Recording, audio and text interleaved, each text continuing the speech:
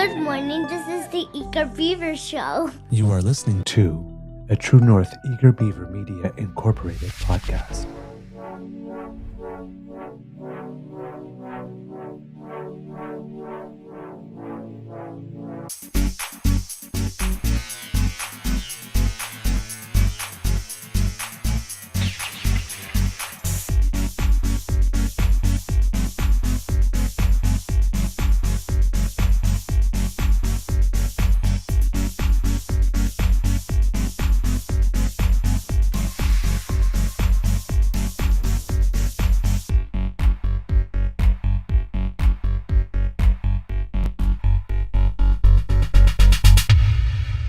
The True North Eager Beaver podcasts are proudly brought to you by our founding sponsors, the Miss V Mysteries from Corvid Moon Publishing, your source for science fiction, fantasy, and cozy mysteries featuring a broad diversity of characters. PsychicTarot.ca, book your tarot reading and unlock your spiritual journey. And the Pepper Master, hot pepper sauces made from farm-fresh ingredients to thrill your taste buds and expand your mind.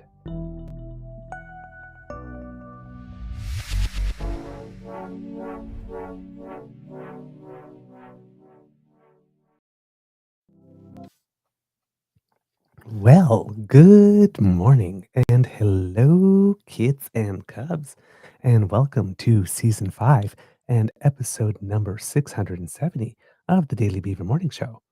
100% Canadian. Today, recording day is Monday, June 16th, 2025. And as you can tell by the light on my face coming through the window, it is a very sunny day here at the Beaver Lodge. I do not think there's a cloud in the sky, but to be totally honest, I can't tell because the sun is so bright that if I look straight up, I can't see, I can see only thing but like bright yellow and not much else. So I can't actually tell if there are clouds, to be honest, at the moment. I am your host, the Eager Beaver, pronounce he, him, hey, Mr. Beaver A. And with me, as always, is my good friend, Mr. Grizzly. A big thank you goes to our podcast founding sponsors, the Pepper Master, the Miss V Mysteries from Corvid Moon Publishing, and PsychicTarot.ca. We got a show planned for you today because I don't know, but nothing happened since we last chatted with each other on Thursday. Nothing at all. It was just calm. The whole world was thoughtful and demurish. Yes, nothing took place over the course of the last few days. Nothing. Holy frickin'. But before we go into that, Mr. Grizzly, how's your mental health today, sir? It's not great. My physical health is still suffering. I still feel like I did like garbage. When I woke up this morning, I almost thought, say, no, I can't do this today. I'm feeling nothing but pain throughout my entire body, which affects your mental health. And I spent most of the day yesterday in bed. Was not a good day. Just physically feeling like crap. Every muscle hurts, but I don't have any symptoms of anything else, like no cough, no fever, no sniffles, no headache. Well, my migraines, but that's my life. But nothing, no fever, no coughs, no sneezing, no stuffed up, no allergies. It's just like physical pain throughout my whole body. So I don't know what the hell the cause is, but I spoke to a buddy and the same thing occurred to him. Saturday he was scheduled to go meet some people, and we're on a group chat, and I saw it. I said, no, I'm not feeling good. And they went out, and he texted at the last minute, said, guys, I'm really not feeling good. I'm just going to stay home. So I spoke to him yesterday, and he was feeling a little bit better, but I don't know. There must be something going around, or maybe it's just old man syndrome. I don't know. Got OMS? Take relaxin'. Like something, man. I'm tired of being in pain all the time. I was talking to Bridget yesterday, and I said, I just want to have 24 hours pain-free. Is that too much to ask for? 24 hours, no pain, no headache, no backache, no muscle pain, just 24 hours. Yep. It is too much to ask for. It's not going to happen. There's more suffering in this world that needs to be alleviated than my minor inconvenience, because really I can still function every day. There are other people who have it 1,000 times worse. Yeah. But Yeah, like I said, there's only a couple of instances in my life where that has happened. There was one time after surgery, and doctors told me, like, it'll take like 6 weeks before like swelling goes down, stuff like that. And it was like, okay, like I'm at 6 weeks minus 1 day, and it's still as swollen as day one. When is this going to go? And then like on the next day, it just like disappeared. And like this, but I was Yeah. like standing at one point because where I had the surgery, when I was standing, all the pressure was like on the stitches. 'Cause then I remember it was like we had to go vote, and I was like standing in line, and it's like I'm with with my beaver sweetie. It's like, "Yeah, I need to sit down now, so, please hold our place in line, and, when we get close to, us, just give me a holler because Mm, I'm about to pass out." Um, and, yeah. and that somewhere along that time, somewhere in those 6 weeks was like, "Just stop for one fricking day." Right? Well, when I tore my shoulder in 2017, they said 6 weeks minimum, and it took 8.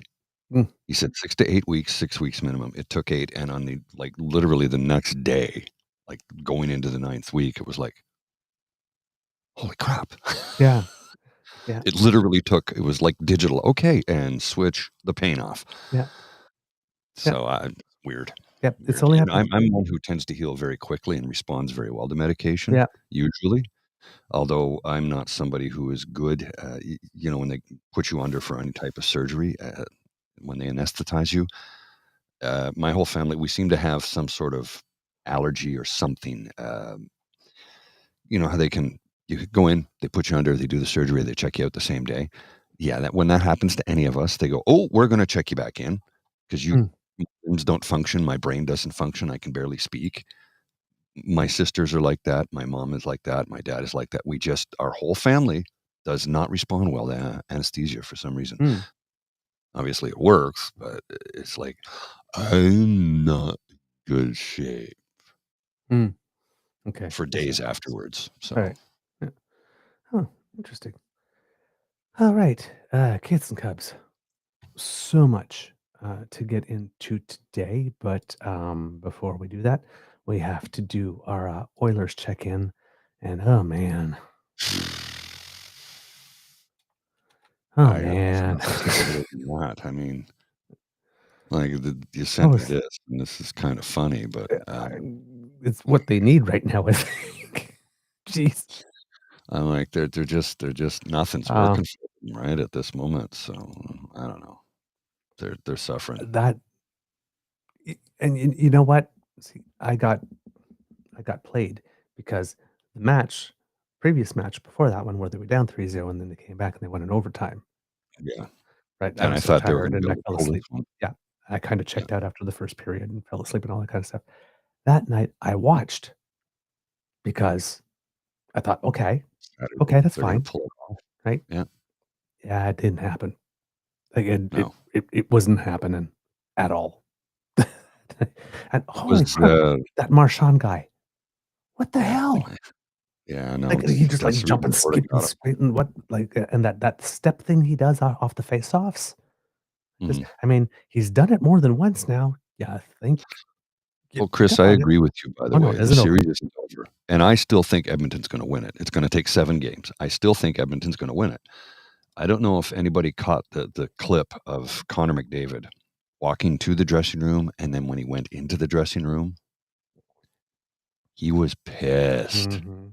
And justifiably so, and he was calling out every one of his teammates for not giving 100%. He really and then, of course, they closed the curtain, but you could still hear him, and I'm like, "Yeah, I've been in locker rooms like that. I know what Mm, that's like." mm, I understand what he's saying. He's like, "Guys, it's the Stanley Cup Finals. There's no tomorrow. We can't do this." And then he was pissed, justifiably so, and I agree with everything he said.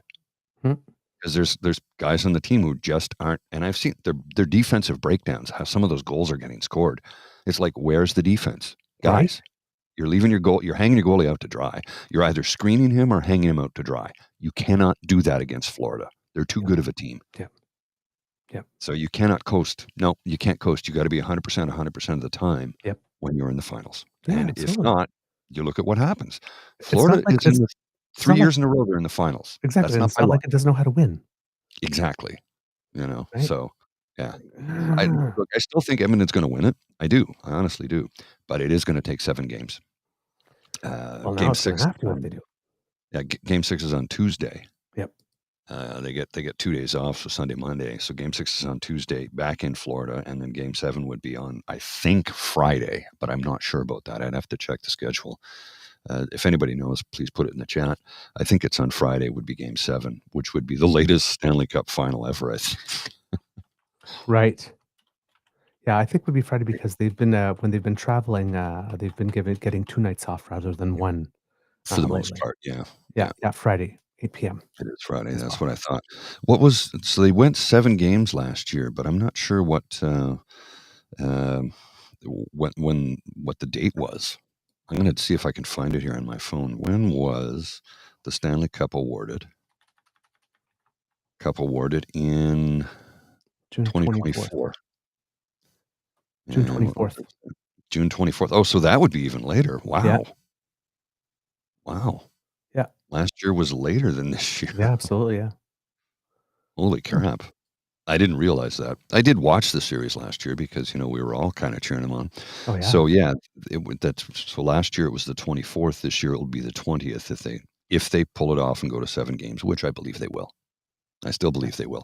They had a momentary lapse of reason. They were asleep at the switch on Saturday. Yep. Well, and no argument there, Christian. No argument there. Here's the thing, though. I don't have a problem with the players getting paid the money they're getting, because if they're getting that kind of money, think how much money the owners are getting. Between TV contracts, ticket sales, merch. I don't.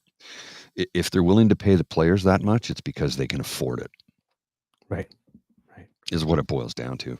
I don't want to pick on the workers. I know they're paid well, but they're still the workers. The owners are in this to turn a profit. Sure, they love the game, but they're in it to turn a profit. So, Yeah. if they ain't making money, they get out of the game, right? It's Mhm. simple as that. Indeed. In other news, and this one I am getting here from the chat, from our our members of the Dam fam, but it seems that Mr. Jagmeet Singh got himself into a little online spat somehow, or trouble. It seems that he was, according to Kit Saucy, Jagmeet Singh went to the Kendrick Lamar concert. Drake in saw that. Chicago. Yes, Drake saw that and sent a DM calling him a goof, then posted it on Instagram. Then Singh made a post saying, well, he was there for SZA and Drake over Lamar. A lot of people said, "I'm just going to see SZA." I'm like, Sure I don't you are. care. I don't care. I really, I don't give a shit. Li- Oh, by the way, listen, Goof. SZA is big enough to headline on her own. Yeah, agreed. If you want to see SZA, just SZA, why would you throw in the extra money for Drake and Lamar, who are also huge names? You just Yeah. go see SZA. Well, Drake and Lamar weren't on the bill. It was just Lamar and SZA. Right. But here's the comment, though. Calling him a goof. Do you know what that means? I don't know, actually. It's not like, "Oh, you're being silly." Goof is a slag in prison terms in Canada, and it's a bad one. They call you a goof, you are the lowest of the low. Great. In the penal system. So, and I discovered this years ago by sitting in a pub one night and having a conversation with this guy, and I said, "Oh, don't be so goofy." He goes, "What did you call me?" And I said, "Don't be so goofy. Don't be silly. Don't be ridiculous." And the bartender just leaned over, grabbed him by the arm and said, "He doesn't know. He didn't call you that. He doesn't know." And I go, "I don't know what?" Then they proceeded to explain it to me. This guy had done a few bits. So, and a bit is a prison term. He'd done a few bits and he explained it to me. I said, "Well, thank you for telling me that, because I didn't know, and I don't want to be getting myself into trouble." Understandable. Okay, so see, I'm learning something here. So yeah, apparently he says he was there for Scissor and Drake over Lamar. It seems there was some articles over over the last few weeks. Some people looking at the NDP and what it is that they lost, and a lot of people, some of the more eminent screes like Charlie Angus and whatnot, who are now outside the the official party because his career he's in a post-political career and he's not looking at running again for the leadership or anything like that. But it's like, we need to stop trying to win TikTok and start trying to win like actual knocking on doors and winning the actual voter. So yeah, you know, it helped get him in the press, in the early days, young and hip and attentive, plugged in and, all that kind of stuff. But, some people are wondering now if it's maybe just a little bit seeking attention. Hmm. Then again, right, on the other side, he's a private citizen now. Private citizens go to concerts. Private citizens post when they go to concerts. And what people choose to do with that is what people choose to do with that. Right? And you can't control. Once you put something out on social media, you have to uh, no longer be emotionally attached to it Mm. afterwards, because once you put it out there, what happens to it Yeah, is you it's no longer out of have your any control. control and is not about you. Yeah, It's it's not really not about about you. you. It's out of your control, so just leave it be. Yeah. But it's hard to create something, even if it's just a post like, "Hey, I went out and I had a good time," like this, and then somebody goes, "Oh my god, can't believe you went to see that. Oh my god, you're such a whatever." Like, it's like the incoming sometimes is a lot in Fast and Furious, and if you're not having a good day when you see the incoming come in, chances are, you might give it a little more weight or attention than you need to. But it's like once you create, even like art, right? If artists know this, once you create an art and you put it out there, once you write it, you're a writer, once you put it out there, it's no longer yours, right? I mean, copyright and all that kind of stuff, yes, it's yours, but I mean, it's no longer yours, right? Then it becomes the art and people talk about it. And the art is meant to generate discussion, good, bad, or ugly. So just because the discussion happens to be bad or ugly doesn't mean that that's your fault, right? So, but it's yeah, living online is still, even though like we're getting used to it, it's still weird. It's still really weird, and it's Mhm. probably, I mean, it's probably just as weird for people who had it their entire lives, but for those like, our generation, whatnot, who knew a certain amount of life before online was a thing, and online after, online's weird. Not real It's just life. really Not real life. weird. All right, let's get into some stuff. Oh, okay. So, kids and cubs. Um, G7 is coming.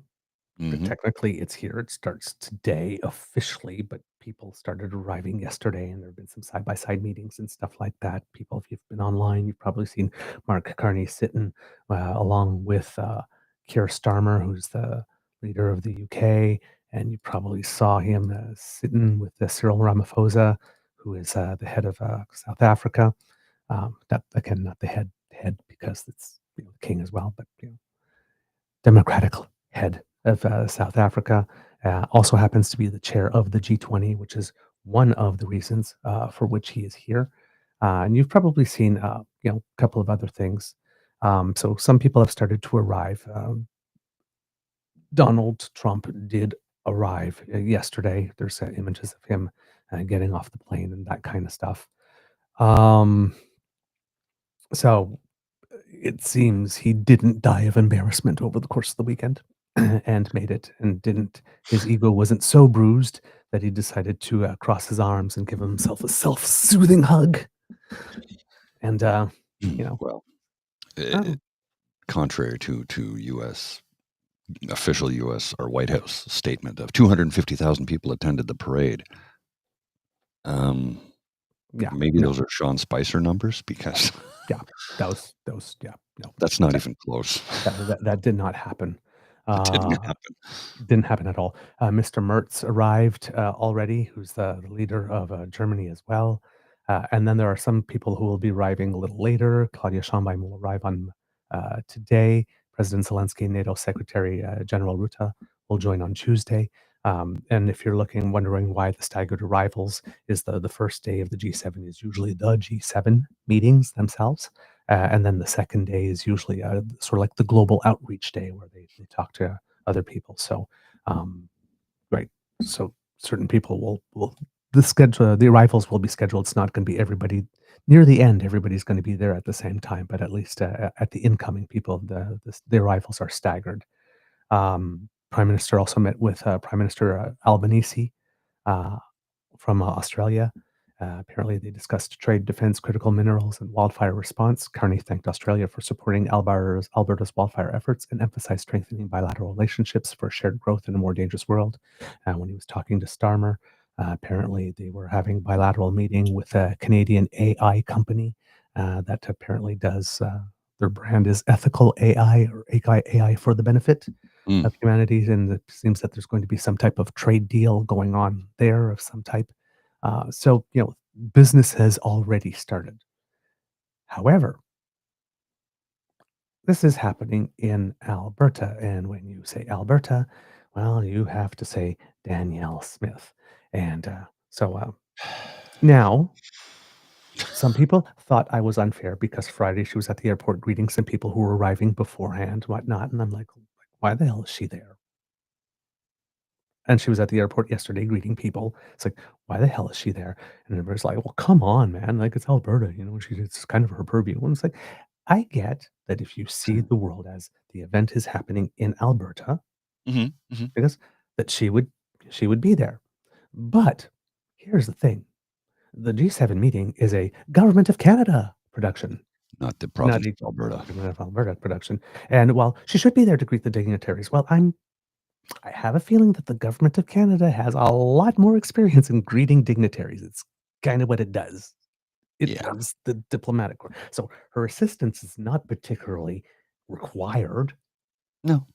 right? So it's a courtesy that she is invited to do these things. She doesn't necessarily have a right to be there.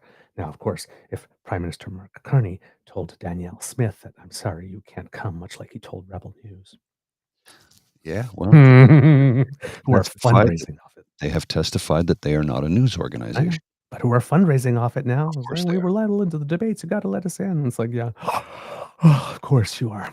Unclick goodbye. It's like, Thank you. Next. "We're gonna sue." Yeah, yeah, you go do that, knock yourselves out. Go ahead. Anyway, you're still not coming. So Go ahead and sue. It don't matter. You're not going to win because you're yeah, not a news organization, so you don't have a right to be there. no, You no, don't. and Canadian press and the journalistic corps can just say, no, they're not. We don't want them. and we just saw what you did on debate night, so it's Yeah. not like the Prime Minister has to be particularly inclined to let you in this time because somebody was weak and folded Hmm. like a cheap suit, Hmm. debate commission guy, and allowed you in, and you showed the world what you would do with the opportunity if it was given to you. Well, and I'm going to go out on a limb here Sorry. and suggest that the debate commission guy just didn't want to be seen as a heavy-handed fascist by not allowing an organization in to ask questions, and it blew up in his face. Yeah. I There's a think reason. because he knew damn well they would say, "Hey, they won't let us in. They're just a bunch of da da da da." Yep. And he And I'm said, "Oh, like, I you know don't what? want the problem. Fine, just come." Be brave. Do the right thing.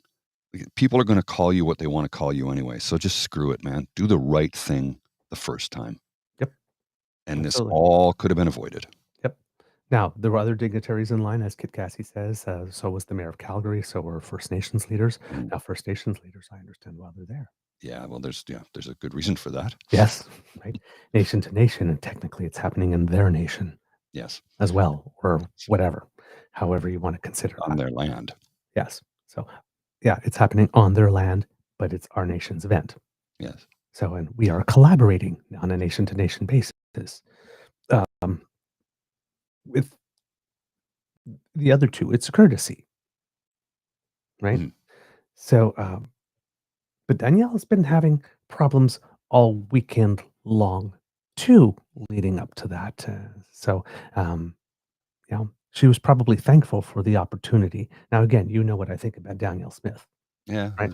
So thirsty for attention that she would attend an opening of an envelope if there was a microphone and camera there, honey. Of course she would. So, uh, she was probably really, really happy to have cameras and microphones on her without people of Alberta exerting some pushback. Well, It seems that people in Alberta have started noticing, and some people have, but really started noticing that Danny keeps on taking things away from them and keeps on trying to override them. Well, right now, Danielle is doing to the residents of Alberta that which she has been doing to all of Canada, acting like the human bulldozer. And despite what anybody says, yeah, I know you're saying that, but I'm just going to keep on doing because she's after being told no, I don't know how many times, she's still pushing that coal thing, mining that Yeah. mountain for coal, all for the benefit of one billionaire Australian. And this did not go well for her. Meeting for this evening. I just want to start by saying that sometimes you get into government and you inherit problems that are many decades in the making.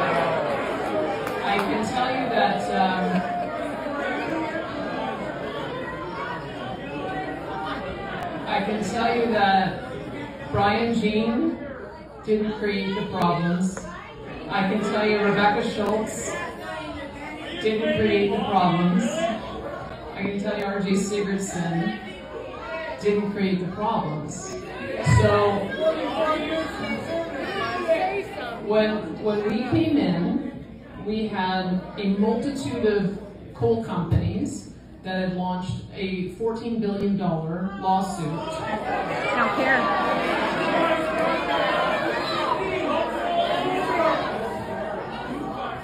For canceling their leases. Now I know there's a lot of landowners in this room, and you know how I feel about property rights. I have been a property rights advocate since 1997, and that is why we changed our Bill of Rights to say that if anyone has their property taken from them for public use, they would get full, fair, and timely compensation. That applies just as much to surface landowners as it does to subsurface landowners. And so that's the situation we inherited. That is the problem my energy minister and my environment minister have been trying to solve. If we do nothing, then we are told we'll likely lose those cases and have to pay 14.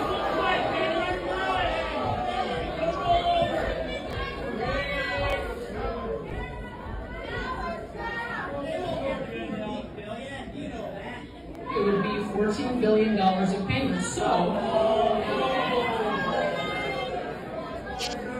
what we're trying to do is to try to find a common ground, a way that certain projects can go ahead with a responsible, modernized policy using best practices, and where hopefully we can settle with some of the other companies to take those rights out of use so that those lands never get developed. That's the process we're in right now. And I suspect many of those proposed mines are not going to go ahead, and that those leases will be returned to the Crown for some future government to make a decision on. But we have to go through that process. However, we had I wasn't here, guys. Like, I'm brand new. I've just been 2.5 years in. Yeah, Okay. that did not go well. You can tell that Danielle is not used to that kind of pushback. No, You could see it in her face. she didn't know how to deal with the fact that people didn't like her or what she had to say. But you know what she did, right? Right? Mm. Like the automaton that she is. She just kept pressing forward. In this room, you have about 500 people. Right? This is taking place in Fort Macleod, Alberta. You got about 500 people in there, Mm. dressed in cowboy hats, belt buckles, jeans, telling you, Mhm. no, no, no, no, no. And what's she doing? She keeps on trying to jump on them and climb up on top of them. No doesn't mean no Yeah. to her. It, Just well, means try harder. she Keep has to get pushing. her Australian billionaire coal miner friend the money he wants. Yes. So She says, if we are not prepared to look and find middle ground solutions to allow for industries to proceed while reducing our environmental footprint, you're going to find that different industries become the next on the hit list. Banning industries is just not something we are going to do. And the renewables sector laughed. Yeah. Yeah. Because she did just that. All right.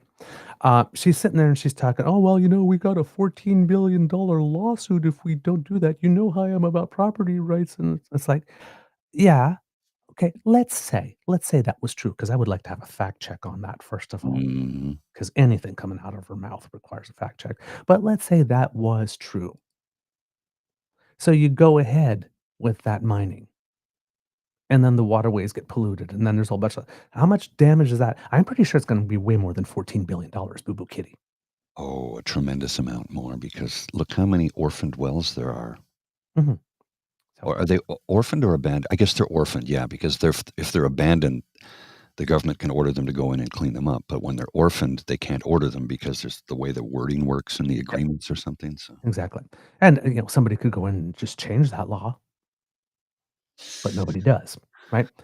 So she's basically saying, "Well, my hands are tied." She of the move fast and break things and force things to happen on this, for some reason, is just completely powerless and impotent. Because I'm trying to save us from being sued for $14 billion, regardless of the future cost. well, It's didn't, dumb. didn't she piss away $1 billion in healthcare issues? That's a whole other story we It's a can whole other look story. at. Yeah, we can Um, look at that at another date. the people, okay, people are not stupid. No. And she's literally insulting their intelligence. But again, you notice, right? This calm school marm. Listen, it just has to be this way.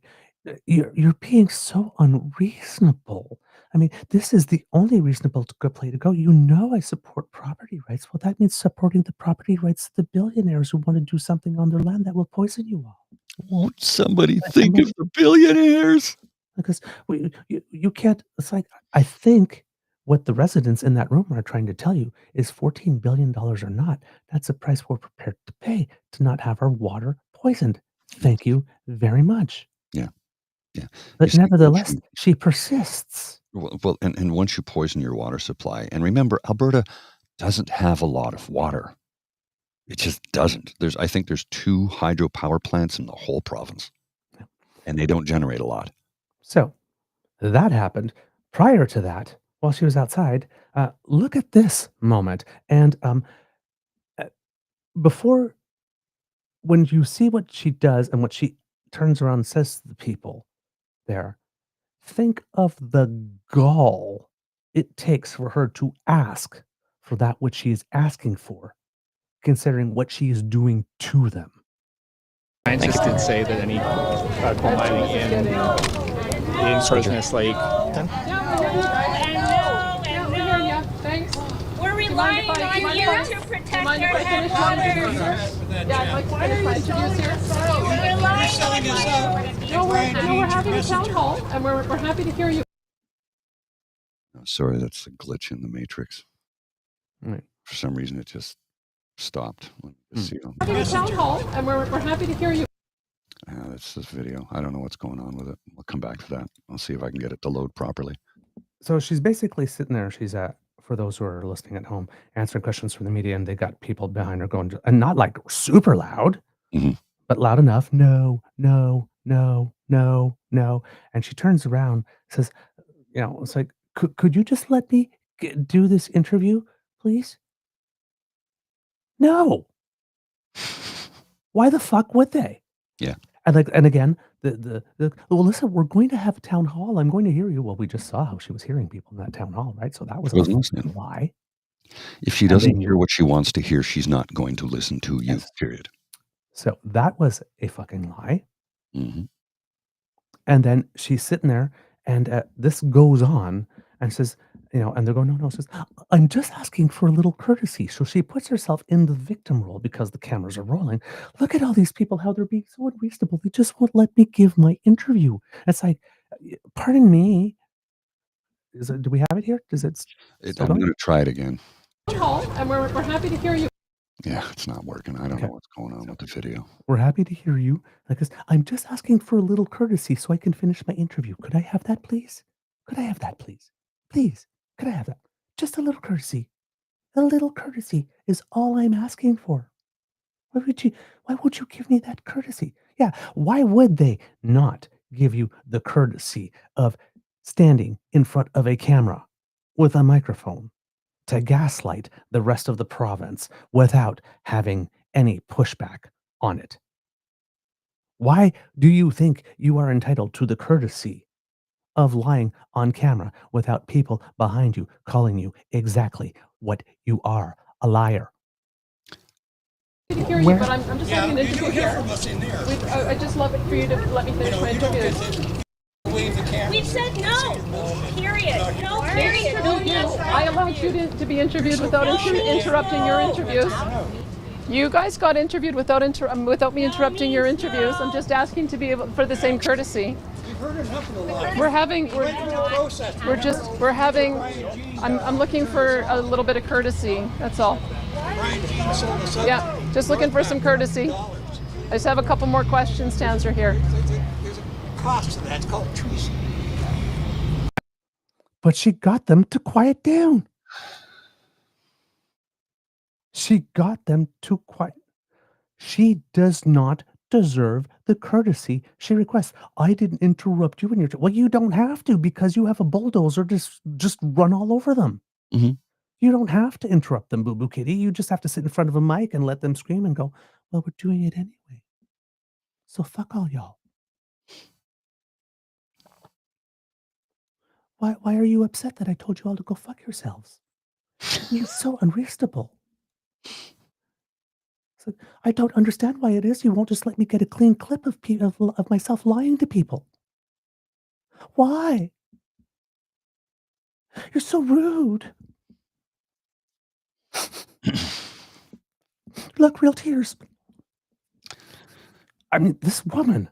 Look, I'm gonna both sides. This is sociopathic behavior. I just want you to know what you just saw right there. That is a sociopath at work. I agree with you. I agree with you 100%. And I don't blame the people for doing what they did. Her behavior, though, was pretty bad when you consider how many times that was done to the prime minister, and he just continued to talk to the person interviewing him instead of turning around and chastising them. The former prime minister. People would stand there and scream shit at him, and he just, no, I'm not going to pay attention to you because I'm going to pay attention to this person here. And instead of turning around and scolding people, he just carried on with the interview. Because you know she's going to go to some other town hall at some point when some place is a little friendlier to her. Says, "Oh, I know you saw that display. I mean, gee, could you believe some people are just so emotional? Yeah. They're letting their emotions get the best of them, and they're just not thinking of the dollars and cents of it. They want to drink water. And You be able dumbass. to feed their fields and their animals, their livestock. They want to be able to give them safe, clean drinking water. Maybe she'll ask us to start drinking brandy. You know what that's from, right? Yes. Okay. So yeah, sounds like it might be time because apparently all it takes is $500 and someone with a little gumption to propose a referendum. Yeah. Propose a referendum to find some good citizen from Alberta. I'm sure if you contact Mr. Dave Gray, he would certainly, or Mr. Lukasik would certainly be happy to help you, guide you through the process of starting a citizen referendum on whether or not we should disallow that type of coal mining. Neil Smith has made it very clear that she is willing to bend over backwards to make referenda happen. Right? Because if she doesn't, then all of a sudden she finds herself in yet another pretzel, having to answer, why is it that you are so eager to make a referendum happen for people who would like to separate, but you're not eager to make a referendum happen for people whose livelihoods and lives depend on clean water?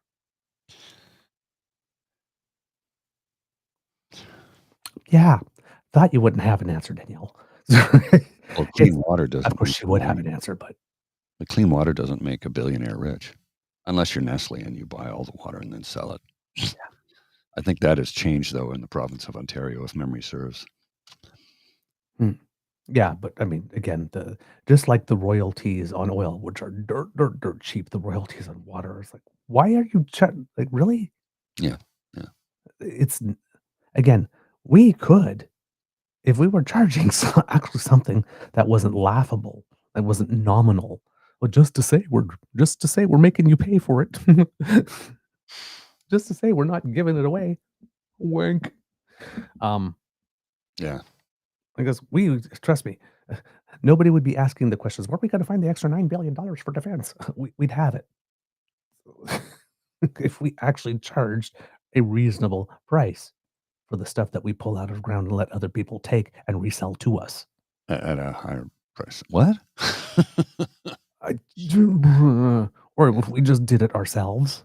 Well, don't we do that with hydro? Sell it to New York State and then buy it back at sell it at a lower price than what we sell it to ourselves for, right?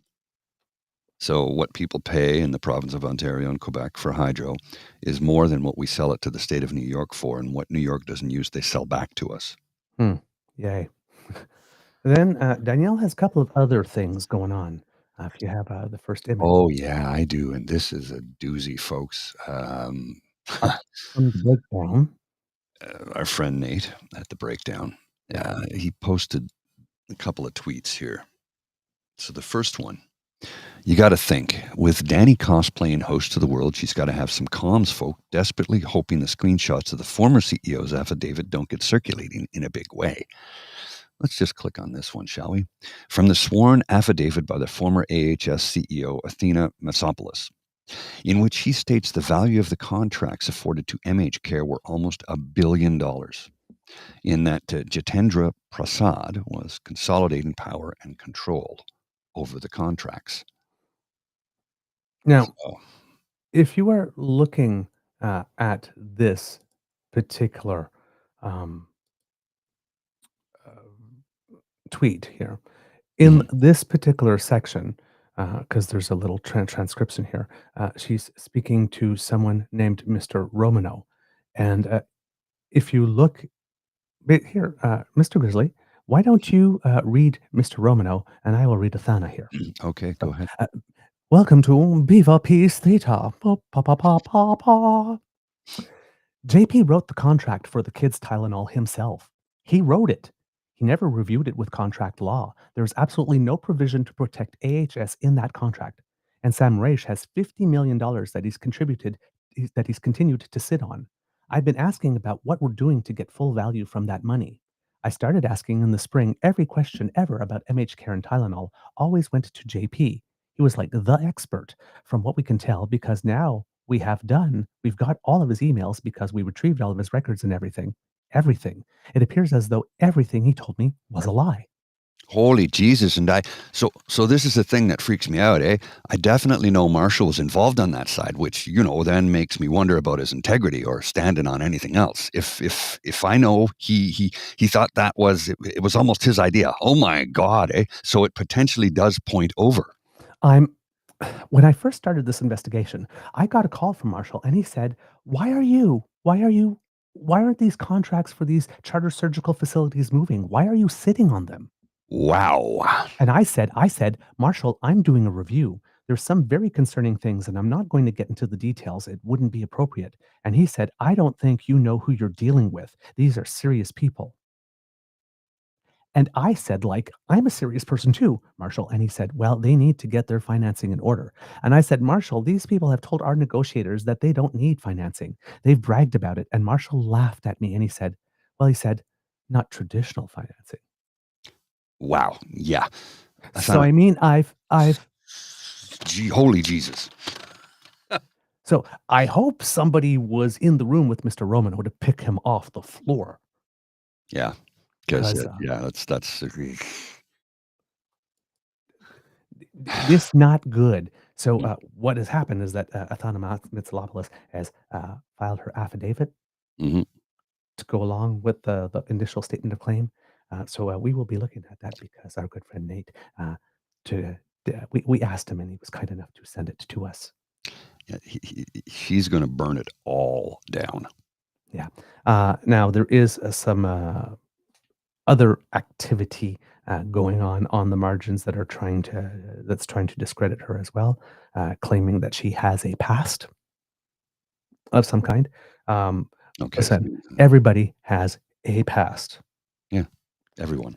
Regardless of past, however, in this type of case, because listen, right? We've all heard of mob cases. You have informants that are not the most savory people, right? And if what they say can be corroborated and checks out, it still counts. So, regardless of whatever her past may or may not be, and I have no clue what anybody's talking about when they talk about that anyway, but whatever it may be, the point is that in this specific case, with the allegations that she is making, is there documentation to support it?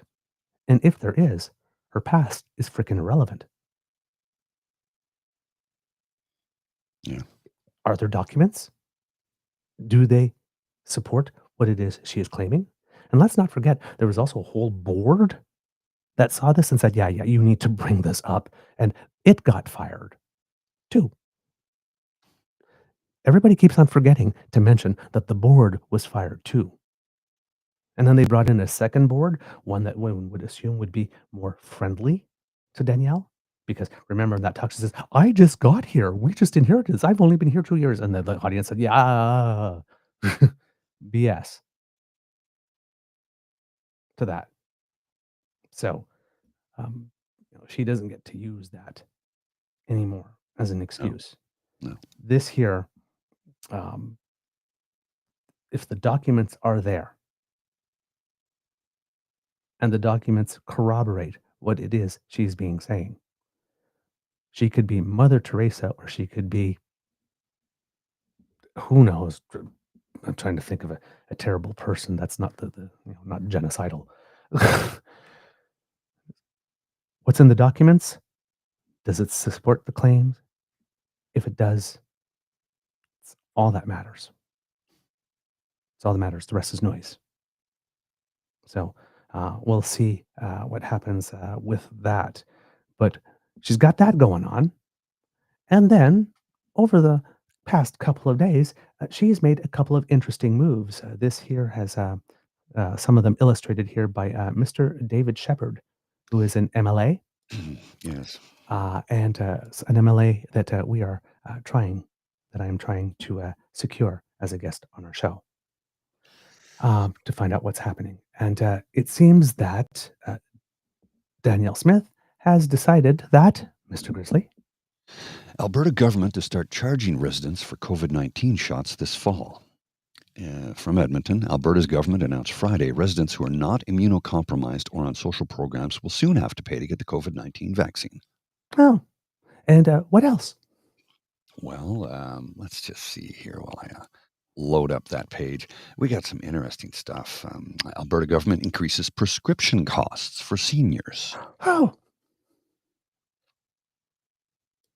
yeah. Interesting.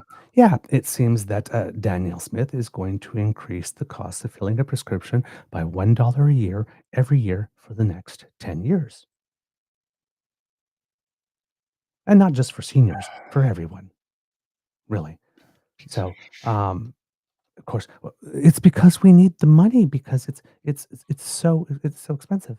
And then let's not forget that dear Danielle also decided for people receiving the Canada Disability Benefit. Remember when we had that conversation with Mr. Gray, stating he stated that she's just and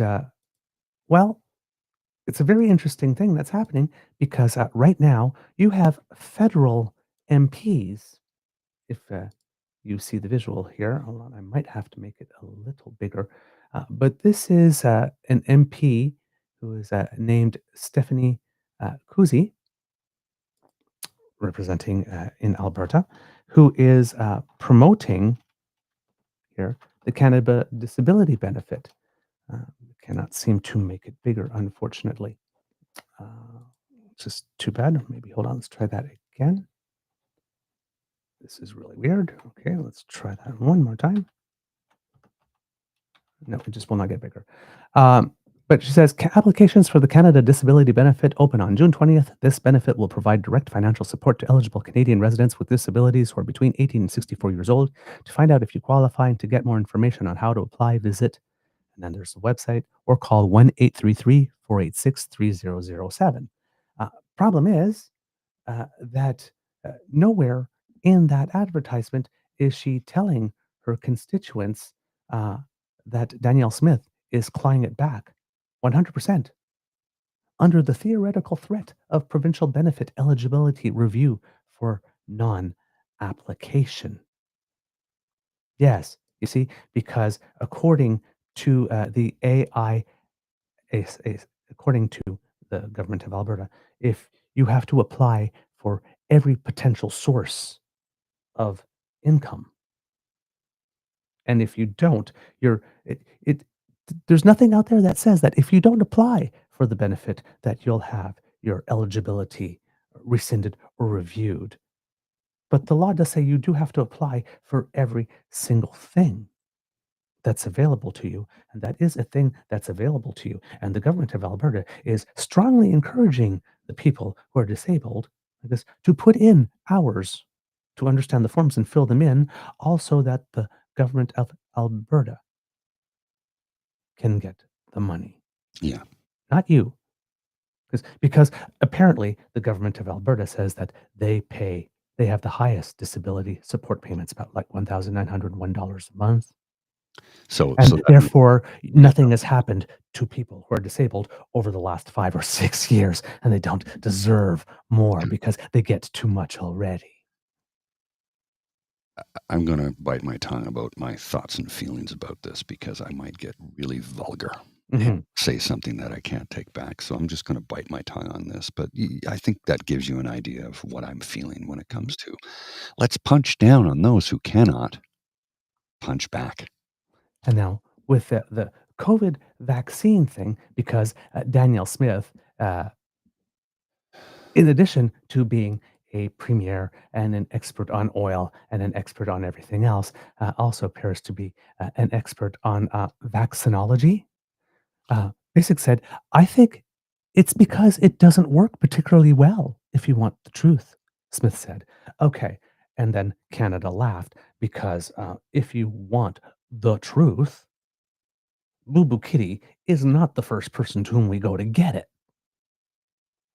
Just under 14% of Alberta's $4.8 million residents got vaccinated for the virus last season. It's those that are healthy that choose to do it because they've talked to their doctors. Those are the ones that will have a little bit of a lesser priority, she said.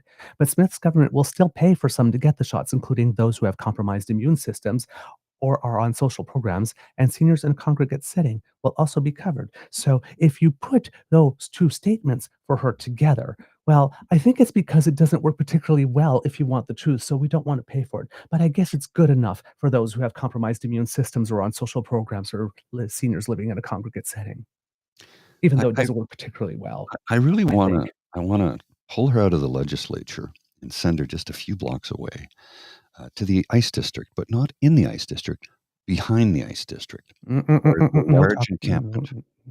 Hang on. No, hear me out. Wait a minute. You don't know what I'm going to say. Don't cut me off. Make her spend some time with the homeless population of Edmonton, people who are hand to mouth every day and suffer every day, so she can understand what it's like when you have next to nothing. Because there's a lot of people that live there that are on disability and live in tents and have a P.O. box to get their check. I want her to spend time with those people so she can get away from her insulated life that she has and see, oh, I'm really hurting people. But she doesn't care, and she never will, because that's who she is. She's insulated and isolated and doesn't give a damn about those who are lesser than her, and she sees them as lesser as her, or lesser than her. It's as simple as that. I'm not wishing any pain or suffering on her. I want her to experience what it's really like. I want her to get in the trenches and see what people go through on a daily basis.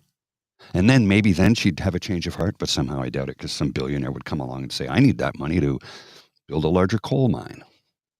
Hmm. And then Danielle made an appearance on Rosemary Barton Live. Got a little interview to show. And again, the gall of her asking the protesters, will you just please shut up so I can get a clean clip of myself lying? Thank you. I would like that courtesy. When it comes to being on Team Canada, she had some thoughts about that. And when it comes to, is it going to be a give and take relationship? Mm. Take a look, listen to this interview, and let me know if you think that Danielle Smith is really on Team Canada, or she thinks that Team Canada is something that she's on, so long as she doesn't have to give anything really, and everything has to be given to her. From Alberta to the Port of Churchill, because that does seem potentially more likely. I don't know if it would be bitumen or it would be LNG or what would be there. But the other thing that I am hearing from Ottawa, whether it be Minister Hodgson or others, is that this isn't just about pipelines. So what else would be helpful to Alberta if you can't get there with a pipeline? And I understand that's your priority. What other things are you willing or interested in doing? Well, I think we have to remember just how valuable a bitumen pipeline would be. We'd be talking about a million barrels a day in egress. And if you look at today's prices, that's about $20 billion a year in annual revenue year after year, going to markets that want our product, Japan, Korea, China, India. It makes a lot of sense for us to look at that. And so I don't think there's going to be any national project that is going to have that considerable amount of value. What about the Port of Churchill, though? What could you get there, and how could you use that? Given that, as you've said, it seems easier to do. There's more consensus starting to be built around that idea. I think it's both. I mean, I can make the same arguments going the other way as well. One of the advantages that we'd have of going to Churchill is that then, especially if you build icebreakers, you can go up and over and start feeding the East Coast refineries as well as get your product into Europe, which is desperate for it. They want to wean themselves off supply from Iran. They want to wean themselves off supply from Russia. And so if we can find a way to get both bitumen and natural gas to them, I think that is going to help with their security. Plus, it allows for us to look at ways to build interties. That's not all the response, is it? No, I was trying to send you a message saying I've got timelines that seem to be askew. Check your messages there on the private chat because the timelines overlap. That's why I thought I'd close it there because I was like, well, we've gone past the timeline for the first clips, and I'm not sure where the second one starts. Okay. All right. Yeah. Let's go back to the beginning of it then, 10:48. Okay. Yeah, that's why I asked, because you had the second clip starting at 10:48, which would take it right through. One was an excerpt specifically, and the one was the full interview. Okay, that's why that was my bad. Yeah, you understand my confusion, right? Yeah, absolutely. Okay. All right, give me a sec here. I'll bring this up, and while that's playing, I'm going to grab a cup of coffee because this is about a 10-minute clip, I think. Yep. Yeah, it's just about 10 minutes, just under 10 minutes. Give me a sec here, and here we. Rosemary, have a great day. Alberta's Premier Danielle Smith will be greeting G7 leaders when they arrive in her province later. She's hoping to get some bilateral meetings of her own, but she is also focused on that One Canadian Economy Act that we were just talking about with Minister LeBlanc. The new legislation aims to cut trade barriers and speed up those nation-building infrastructure projects, energy projects, and pipelines, potentially. I spoke to Premier Smith earlier. Premier Smith, nice of you to make the time. Appreciate it. Yeah, my pleasure. Lots to talk to you about. I'm going to start with some of the things around the nation-building project, C5, that piece of legislation. Last week, the Prime Minister said that he does believe that there needs to be a consensus built between provinces and communities to get projects going. Do you think that a province has the right to say no to a proposed project? How do you interpret how they're going to get to a yes? Well, I would hope that what would happen is that we would identify whatever legitimate concerns that a province might have and then work through them. I know, for instance, the project that I'm interested in seeing built is a new pipeline, a bitumen pipeline to the northwest BC coast. Yeah. And there were problems in the past. I think that there has to obviously be a lot of Indigenous consultation and equity ownership right from the outset so that we can get the right route. And the other part, of course, is looking at ways that we can decarbonize the production. We've got a proposal from the Pathways group of companies, which are our biggest oil sands companies, so that we can have a lower carbon emission barrel going through that pipeline. And so those are the ways that I'm looking at how we can get to yes. I think the days of an engineer taking a ruler, putting it on a map and drawing a line are over. Some of this is going to require some negotiation. So BC, as you well know, and as I'm sure viewers know, have said no. They don't want another pipeline through their province. You have said that you think you can convince the Premier. What would you put on the table to try and convince him? Well, it's Team Canada or it's not. And I think that this is one of the issues that we face for a lot of years, is that it's always been easier for Alberta to build north-south than to build east-west. And I think that that's not where our Canadians are right now. With the threat of Donald Trump and the tariffs and the unreliability of the U.S. as a trading partner, I think that everyone is looking for ways that we can find projects where we can support each other. I would hope that at some point we'd have Premier Eby move to the same approach that we've seen with Wabkanu in Manitoba. I think he's got the highest popularity ratings of any premier, and he is also taking some challenging positions. I mean, he has got the first gold mine that has been approved in his province in 15 years. He has also openly said, as he develops out Churchill, that he includes in oil and gas pipelines as part of that economic corridor. So I think that that's the kind of spirit that Canadians are expecting, and I hope that we can get Premier Eby there as well. Well, I'm glad you brought up that route from Alberta to the Port of Churchill, because that does seem potentially more likely. I don't know if it would be bitumen or it would be LNG or what would be there. But the other thing that I am hearing from Ottawa, whether it be Minister Hodgson or others, is that this isn't just about pipelines. So what else would be helpful to Alberta if you can't get there with a pipeline? And I understand that's your priority. What other things are you willing or interested in doing? Well, I think we have to remember just how valuable a bitumen pipeline would be. We'd be talking about a million barrels a day in egress. And if you look at today's prices, that's about $20 billion a year in annual revenue year after year, going to markets that want our product, Japan, Korea, China, India. It makes a lot of sense for us to look at that. And so I don't think there's going to be any national project that is going to have that considerable amount of value. What about the Port of Churchill, though? What could you get there, and how could you use that? Given that, as you've said, it seems easier to do. There's more consensus starting to be built around that idea.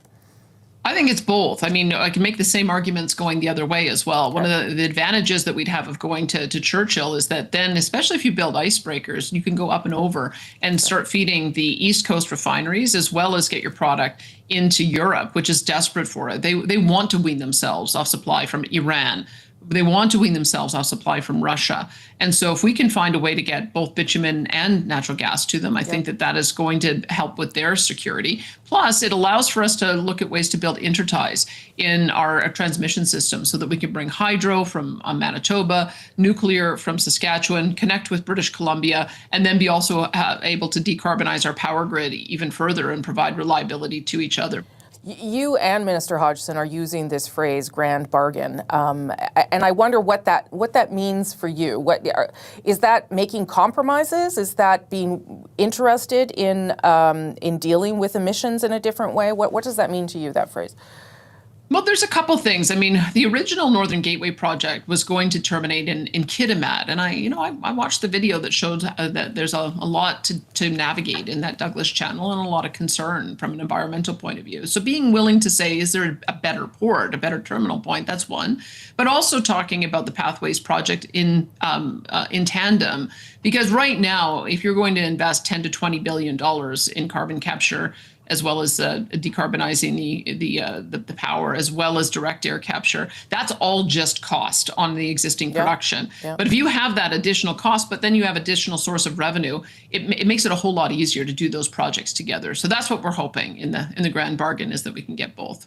Would a grand bargain, though, Premier, also include you saying to the federal government, it's okay, C-69 can stay there if you're committing to helping me get more oil to market? I like the idea of this 2-year time window. I mean, I think the fact that he wants to have a 2 years to yes timeframe is a demonstration that he knows the federal process is broken, because otherwise he'd say C69 is perfectly fine and let's try to navigate through it. So what I hope would happen is that the projects that do make that national list and the 2-year fast track, that becomes a way for us to have a parallel track to talk about how we need to change and revise the other bills in order to improve investor confidence. I don't look at it as success if the federal government has to build every single project that would otherwise be built by the private sector, because the process is so cumbersome that no private sector investment wants to invest. That to me would be a failure. And so I think part of his job is to create an investment climate that tells the investor community, welcome back to Canada, because it hasn't done that for the last 10 years. We've lost, we estimate, somewhere in the order of $500 billion worth of investment. We want to bring some of that back, and it's going to require law changes to make it happen. But that didn't sound like you would be unwilling to accept the fact that some of the things that are in place might stay in place, even if it means that other projects get approved. Because certainly Minister Hodgson seems to suggest that C69 is staying, but that doesn't mean that they will be inflexible in terms of approving things. Let's be practical. The federal government has jurisdiction for linear projects that go cross-border, that whether it's pipeline or whether it's transmission lines. But the question is, do you need to do an intersectionality analysis of every single bill? Like there's measures that they've put into the bill that are not technical, that are ideological, and that don't really have any measurables around them and create confusion. So that's part of the reason why C69 needs to be substantially revised. They also have a large portion of it struck down because they don't have the right to micromanage the projects that are within a jurisdiction, intra-provincial. And so they had a massive overreach on that front. So I think it needs to be substantially revised, and I hope that we're able to get there over the next couple of years, because 2 years to yes is pretty ambitious. I think the industry would like to see it faster than that, but we've got to keep up with the Americans, and they're changing their regulatory processes to be that fast as well. And if we don't keep up, we're going to lose this window of investment.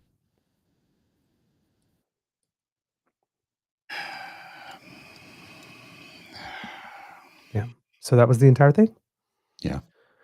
Yeah.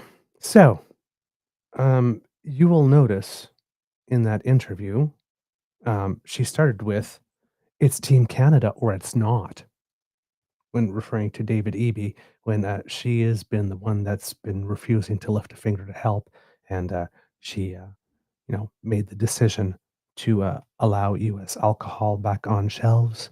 And then Scott Moe went ahead and did the same. Now Scott Moe went beyond that, and now there's like nothing from Saskatchewan whatsoever. But it's Team Canada or it's not, she says with a straight face. The same straight face with which she said, well, we have the worst living conditions in the world here in Alberta. Yeah. Terrible. Absolutely hideous working. Uganda called. Then Rosemary Barton asks her, what other things are you willing to consider? Like, if you can't get oil, right? There must be some other projects. Early in the interview, she says, well, the thing I'm here for, the thing. Not the things, the thing. And she answers that question with, hey, let me sell you on the case for oil again. So basically, the answer to the question is, what other things do you think that this could help you with? It's nothing. She has no other project. Yeah. She has one project and one project only when we're talking about projects of national interest, and that's oil pipelines. That's not even natural gas price pipelines, bitumen pipelines specifically. Mm-hmm. That's it. Nothing about electricity, let's say, to bring more electricity from other provinces into Alberta because she's so concerned about baseload. Nothing about, assuming that there's mining, assuming that there's agriculture. Grains need to travel, get to port and all that. Nope, none of that. No, any of the other business sectors operating in all of Alberta. Nothing. Just bitumen. That's it. Well, that's all that matters, right? According to her. Then, what concessions are you willing to make? Oh, well, I saw that, it could be environmentally difficult in Kitimat. I'm willing to consider it coming out of somewhere else in BC, so long as I get my bitumen pipeline. Wow, that's a big concession. And ooh, well, with the Pathways Project, the Pathways Project with which you want people to build that bitumen pipeline allegedly to finance because you're not willing to go into that sovereign wealth fund and make it happen yourself. No, the Heritage Fund. We can't. Yeah. So again, nothing. And then, of course, then she goes up, well, had all this stuff been done before, we wouldn't have lost $500 billion of investment. Well, some of that you let go by canceling renewables, right? Well, she wants us to pay for infrastructure projects in the province that we don't get to benefit from, but billionaires do. Yeah. And then, of course, she's like, well, do you really need an intersectionality analysis? You know what that's code for, right? Mm, Can't we just say fuck you to the First Nations? it's basically Where's the major intersection on an intersectionality analysis with oil? Is it a feminist thing? Probably not. Right? It's probably not a gender lens that she's talking about here when she's talking about intersectionality. Mm-hmm. She's talking about where the pipeline seems to intersect with other people's lands. Do we really need to analyze that? Really? Can't we just skip over that part? Can't y'all just roll over and make it easy for me? While I put my hands behind my head and my heels up on my desk Mm-hmm. and pat myself on the back. What a great economic manager I am because I can find people to pull stuff out of the ground and ship it somewhere else and do nothing more. You just happen to be lucky enough to be born in that part of the country.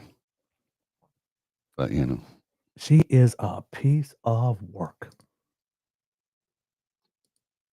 She is a total piece of work. And she opens that by saying you're either Team Canada or you're not, right? classic. Gimme, gimme, gimme, gimme, gimme, gimme, me, me, me, me, me, me, me, me, me, me, me, me, me, me, me, me, me, you, me. Yeah. Premier, me, me, me, me, me, me, me. I have somebody who crawled up right beside me here. Letting me know, Daddy, it's almost time. It's almost time. She knows when, she's like, oh, it's almost time. She will do that. She'll crawl up beside me knowing full well it's almost 8:30 and then it's time to go. She's a smart little gal. I see this comment here. If we are going to call everyone who's manipulative a sociopath, that seems like a dangerous path. You can be a narcissist and not a psychopath. Yeah, that's true. But when you consistently show a record throughout your entire lifetime, like, hey, smoking is good for you. And you all don't need vaccines. And it's okay to poison the water. Yeah, at some point, it's a sociopath. Yeah. It's a sociopath. That's legitimately the thing with her. Yes, because clearly we're not calling everybody who's manipulative a sociopath. No. But she is one. Yes. She does not seem to care whether or not people die. She does not seem to care about whether people choke on their water. Well, that's sociopathic. That's not just manipulative. Because she's manipulative, yes, but the consequences of her manipulation lead to people dying or getting ill. Mm-hmm. That's sociopathic. And she doesn't care. Well, this statement here from Cassie Lake is true. Wab Kinew is the only progressive conservative Canadian politics at the moment, and he represents the NDP. Bonnie Critchley, running as an independent in Alberta, we had her interviewed last week, is also a progressive conservative, very much a progressive centrist. And I hope she wins, I really do. But she's not in politics yet. Maybe she'll get there. I think she'd be a great MP. That's my opinion. Just before I go, though, I wanted you had sent me a couple of photos here of Danny greeting people. Yes. So I'll share these. This is, of course, compare and contrast how she greets the PM versus the POTUS. Then look at her face contorts when she's no longer the center of attention and must watch others get some. So there she is, greeting Prime Minister Mark Carney. And, clasped hands, of course. Carney's wife, yeah. All the warmth of a cactus. And then greeting the president, where she's just making googly eyes at him. Mm-hmm. She's kind of gushing. And now that she's no longer the center of attention. Listen, if Alberta was going to send its national Walmart greeter, Okay, that was good. I didn't see that one coming. That was good. That's good. I like that. could they possibly send someone who doesn't greet people with clasped hands and crinkled up nose and traditional sourpuss, Mm. perhaps? It's a province of over 4 million people, maybe even 5. It's at 5 now. They did Surely track it. there's someone in the province who cannot look like she's just got, oh my God, instant diarrhea face to greet them. Maybe. Maybe somebody with some people skills. Perhaps.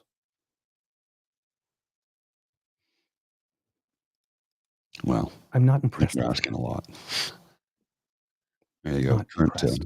Alberta surpassed the 5 million population mark a few weeks ago. 5,012,266 currently in the province of Alberta. And Ontario is now 16,248,000. Canada is currently 41,687,000. We're not going to hit 42 million by Canada Day, obviously. Indeed. Okay, I do have to go. All right, sir. This thing is starting to get up now. She's like, okay, come on. So thanks for coming out, Kits and Cubs. I appreciate you. Apologize for my poor state of mind as my mental health is suffering because of my physical health right now. I will endeavor to do better, but I can't promise that I will. When one is suffering, one has a hard time keeping a lid on one's emotions, as I'm sure you all are well aware. So I'm going to try and be better at this, but some days I just don't have it. And today is one of those days. So hopefully tomorrow will be different. I may be able to do a show tonight on the ASMR channel if I'm feeling a little bit better, but time will tell. Until then, thanks for coming out. Appreciate each and every one of you. Take care. All right. See ya. All right, Kits and Cubs. So that was the Danielle section of the show. Of course, the big thing going on right now, at least in Canada, because there's still lots of big stuff going on in the world, and we haven't hit that yet, is the G7 meeting. Okay. Those final images there is Danielle Smith, of course, at the airport greeting the dignitaries, the ones that have arrived yesterday. And there were other people in line, as mentioned. The mayor of Calgary was there. There was an Indigenous chief, I should say, there. Pardon my language, that just came out. That word should never come out of my mouth in that sense. Much apologies. Indigenous chief there as well.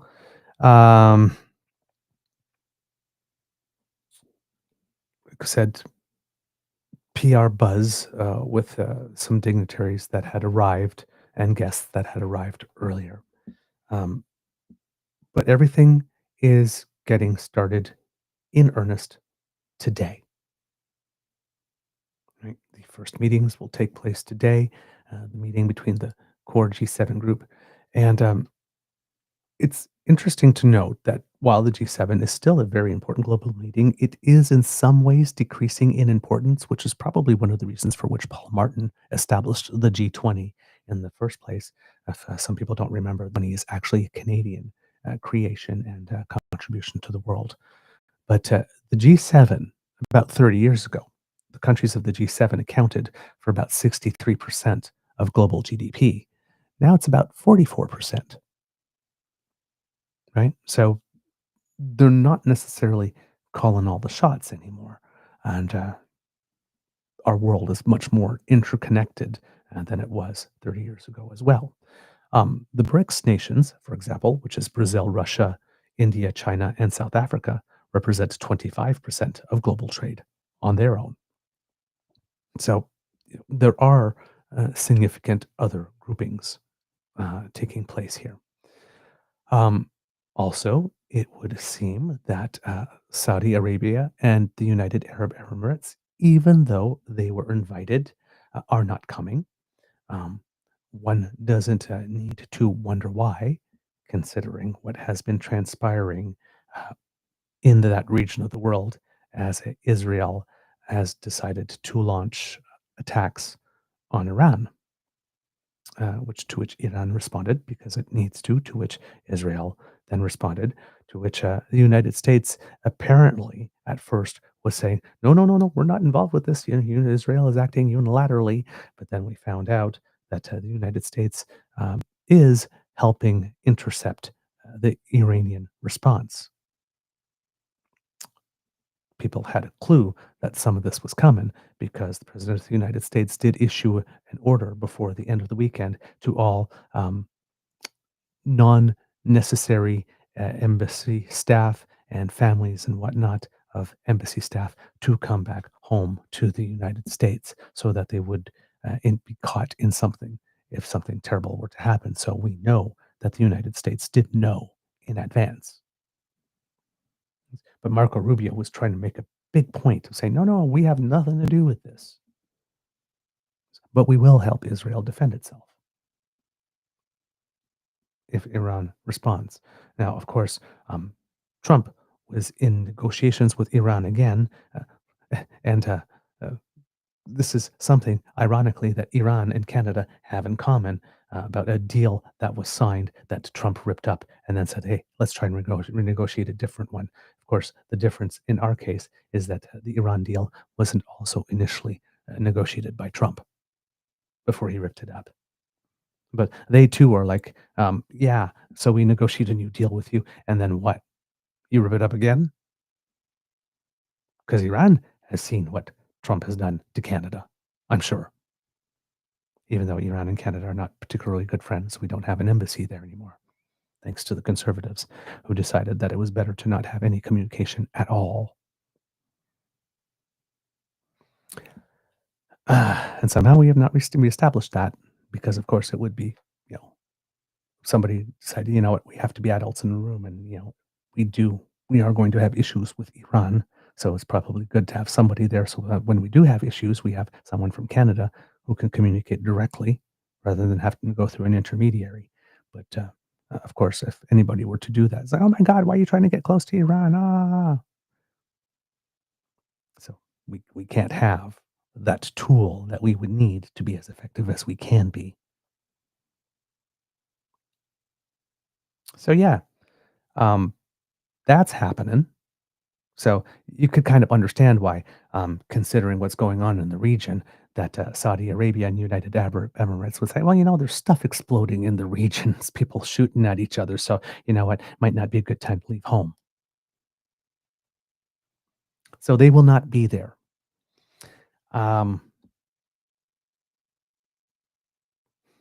So we're getting to the G20 and G20. I keep on saying G20 because it is more like a G20. It's like G20. No, it's a G7. I know, but girl, have you seen the invitation list?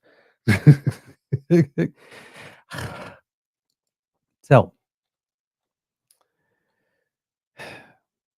those of us who are into the whole political strategy type thing, because we've been watching our prime minister very cleverly make a certain number of moves with a view to Trump-proof or de-risk, for lack of better words, the whole event.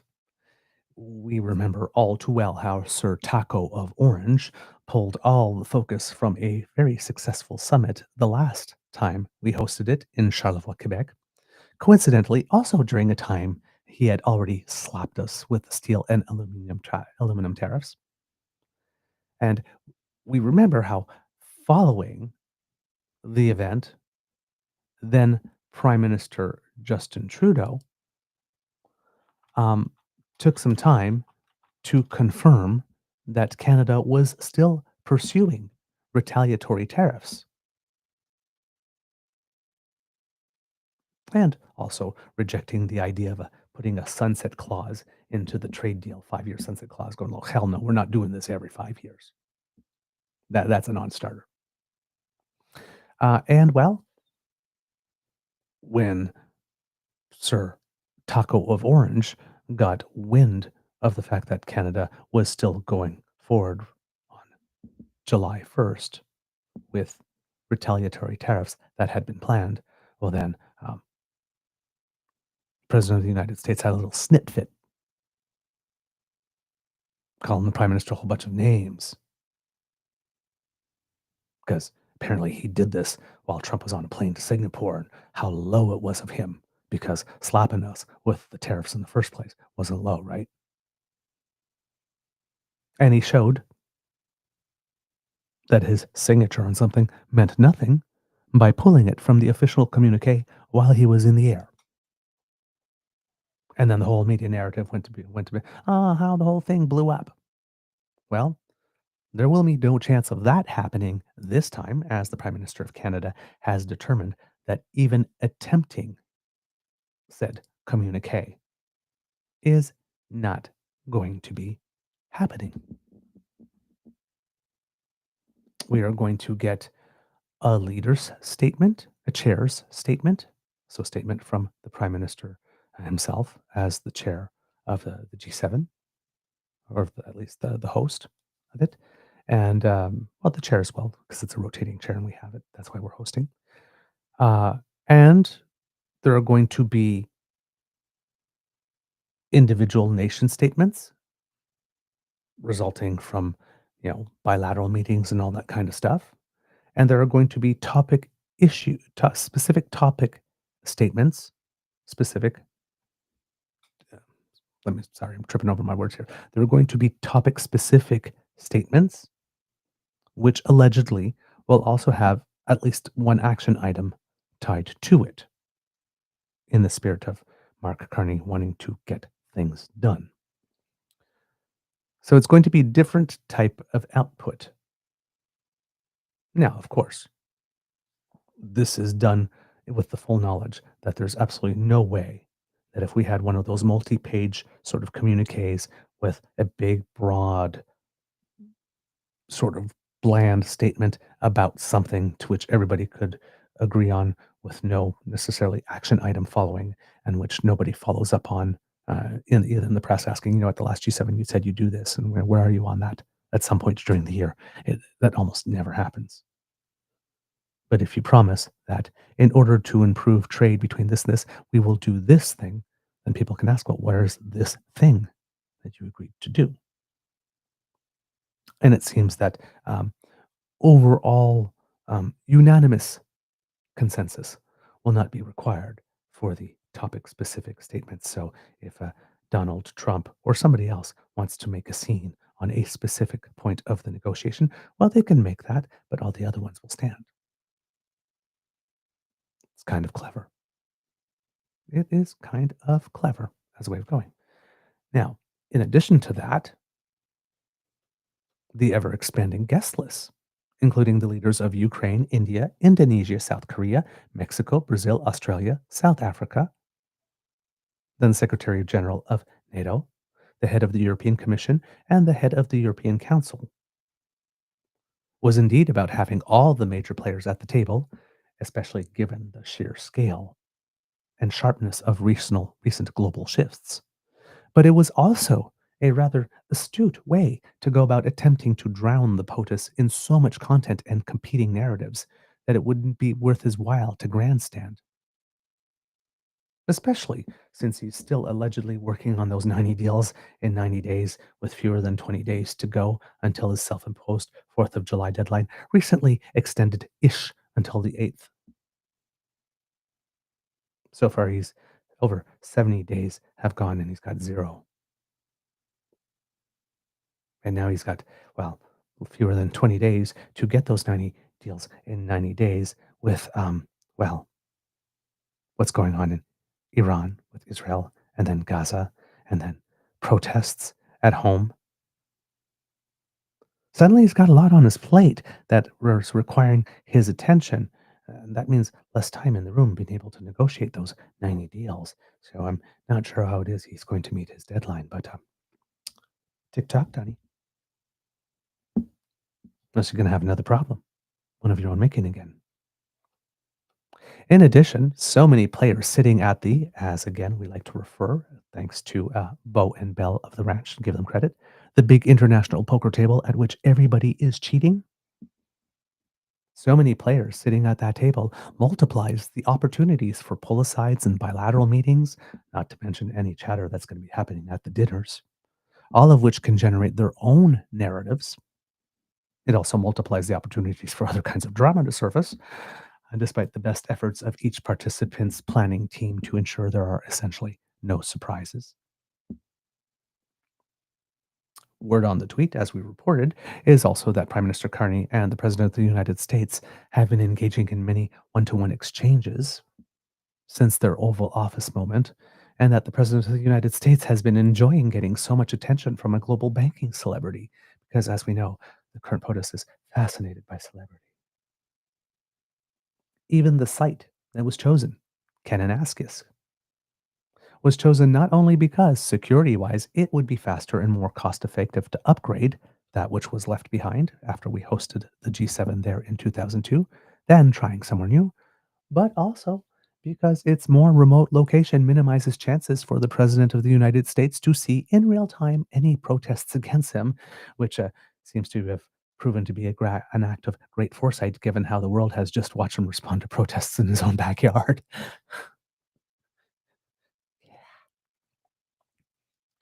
He doesn't seem to much like protests. Incidentally, this may also be a benefit when it comes to a certain Prime Minister of India who is notably particularly touchy as it pertains to certain protests, but I digress. Yeah, it was all going very well in terms of pre-planning until Friday. All of a sudden, what's going on in Iran certainly will end up on the agenda somehow. So Sir Orange Cheeto Dust made sure that he could upend the agenda in a certain way. And then, well, you know, we had all the protests in the United States and all the ICE action, and we'll get into that in a couple of seconds here.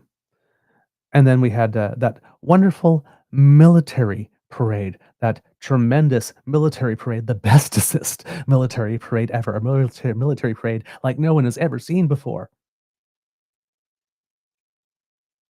Military parade that made Vladimir Putin look at it and said, "Oh, sweetie, no, no, girl, no, just no."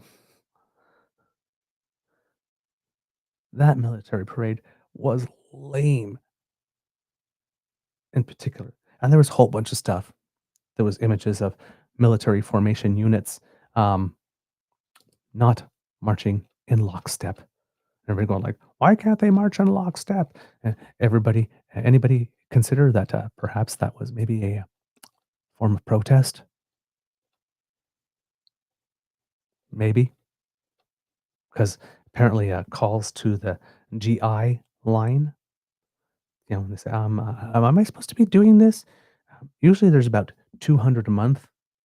They got 50 in one day. So there are people there that understand that what's going on is not cool.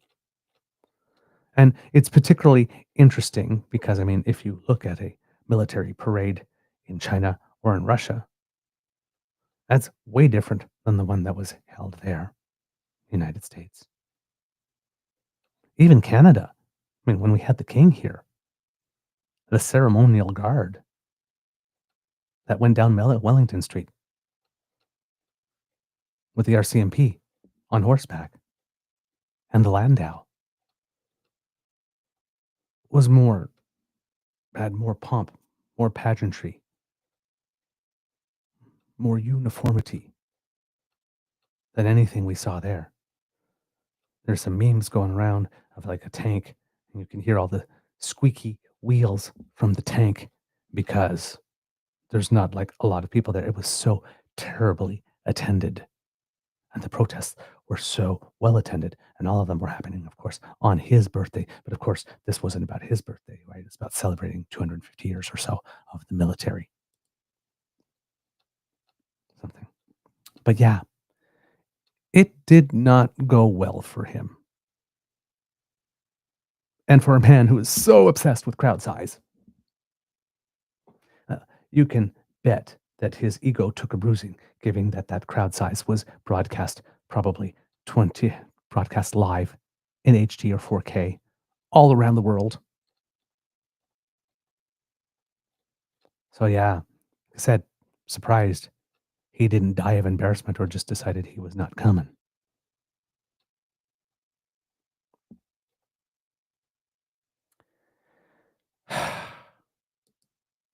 That parade was so bad that Vladimir laughed in Putin.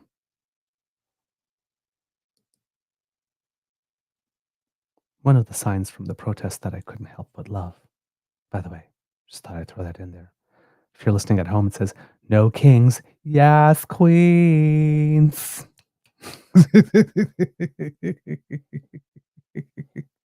I had to. I couldn't help myself. So yeah, things are not going very well for Mr. Trump. This was another one here from the protest that was really good. You know it's bad when a straight white guy makes a sign.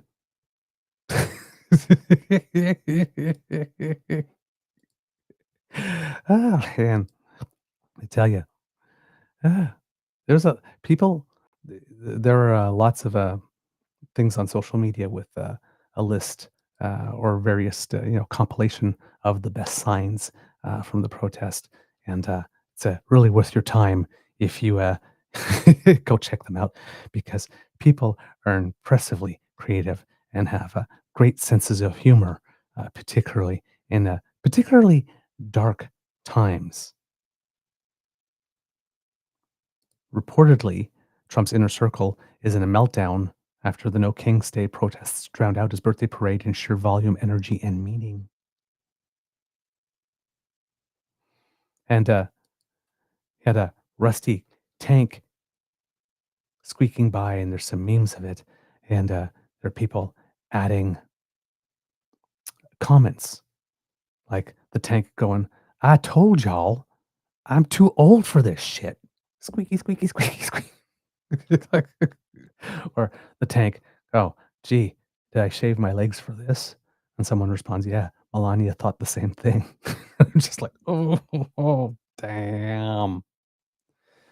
And then you had other moments like this one that were not caught live, maybe when it was happening, but have some interesting color and texture. Are we close to seeing Mr. Kim here at the White House? Could happen. I mean, they talked about that yesterday with Mike Pompeo. Yeah, I think it's something that could happen. Yeah. Hey, he's the head of a country, and I mean, he's the strong head. Mm-hmm. Don't let anyone think anything different. Right. He speaks, and his people sit up at attention. I want my people to do the same. Well, what? Did y'all hear that? Kim in North Korea, with whom he doesn't have much of a relationship anymore, because Kim found himself a real man in Vlad. When Kim speaks, the people stand up at attention. I want my people to do that for me.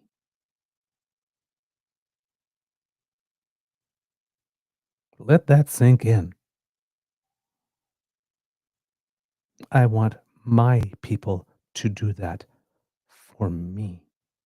When I talk, they snap up at attention. Are you effing kidding me?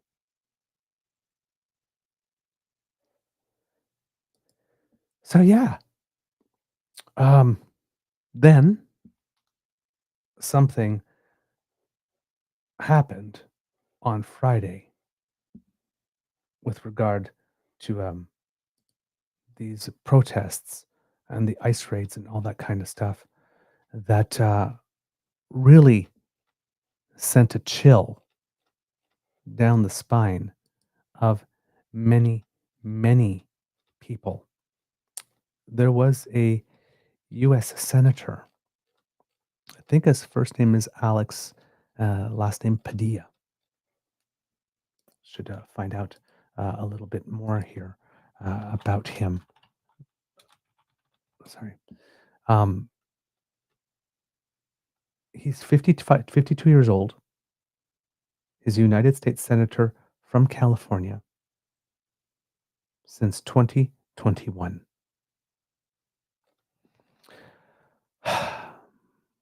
He showed up at a press event, I believe, that was being delivered by Kristi Noem, who is the United States Secretary of Homeland Security. And it would seem that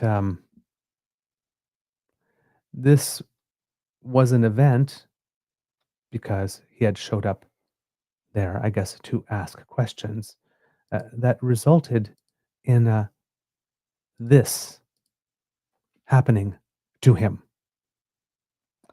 For those who are listening at home, it's a still of Senator Alex Padilla on the floor with 3 cops around him and another one standing, so 4, cuffing him, handcuffing him.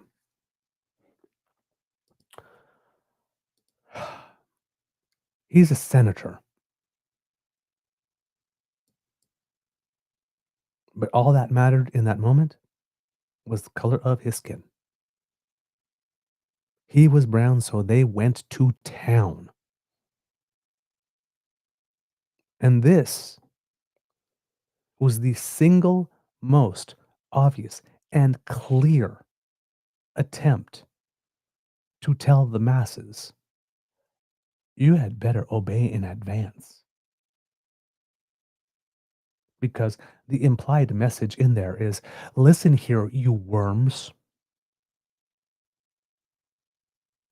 We just took a United States senator, had him taken to the ground and cuffed for everyone to see.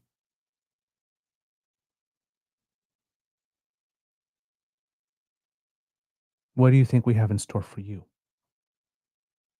You don't stand a chance. Submit. That was the message being sent by that. Well,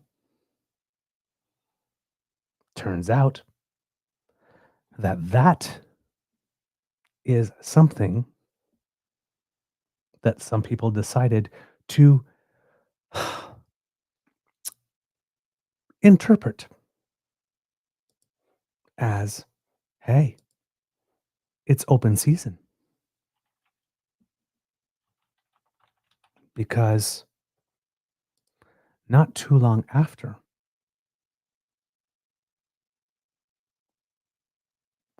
2 Minnesota lawmakers and their spouses were shot at their homes. 2 died and 2 survived. According to the news, just about 5 minutes ago, it seems, 5 minutes ago announced in the news, the main suspect in the case has been captured after a few days manhunt. I'm going to show an image here, a bit of a trigger warning, but it's the door.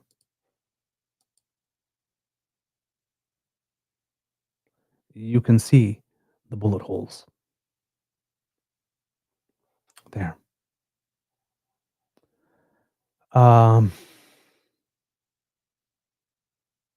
Yeah. This is not good. Not good at all. So, yeah, Minnesota State Representative Melissa Hortman, who's the top House Democrat. If I'm not mistaken, I believe she was the Speaker of the House. Found a gunman coming out of her house. He exchanged fire with the officers and ran off. Hortman and her husband, Mark, were killed. And this here is the front door at the house of Minnesota State Senator John Hoffman and his wife. They survived. They're recovering at the hospital. The senator's out of his final surgery, according to Governor Tim Walz. It says that he's moving towards recovery. But this person, and this will send a chill down the spines of people in Nova Scotia, apparently disguised himself as a police officer. And this at a time during the ICE raids in Los Angeles where certain people who are doing these raids are not showing up there dressed in traditional sort of officer uniforms, which probably could have made it easier for this guy to disguise himself.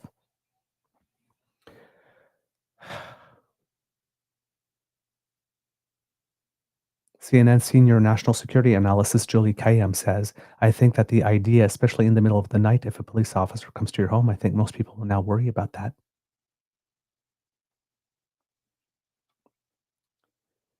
So yeah, a state senator and a state house representative, somebody tried to kill them, was successful in assassinating one and their spouse.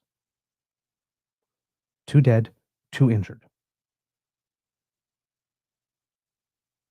Soon after, Senator Padilla was wrestled to the ground and cuffed. I don't like to be alarmist, but it seems that we are very quickly on the downslope from when the movie that we're watching switches from Idiocracy to The Purge.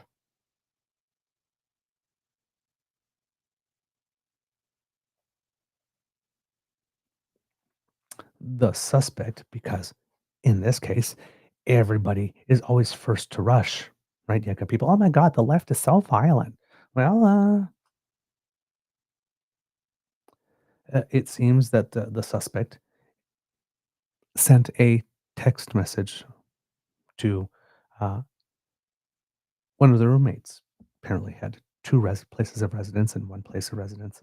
Had some roommates living there and said, just letting you know that, I probably might die tonight or something like that. And, I'm sorry for all the mess I've caused, and I don't want to say anything else because you guys are not involved. But according to one of the roommate, the suspect is someone who did vote for Trump in the last election, anti-abortion. Apparently, nobody had any idea that this type of thing would happen, but it seems there was a hit list with 70 people and organizations on it, a manifesto, and many No Kings Rally signs found in his vehicle. I would assume that those are signs that he tore down. But yeah.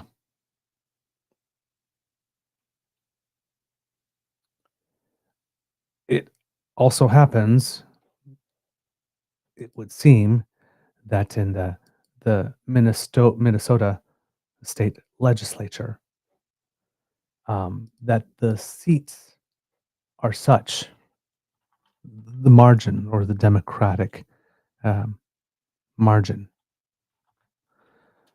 is slim enough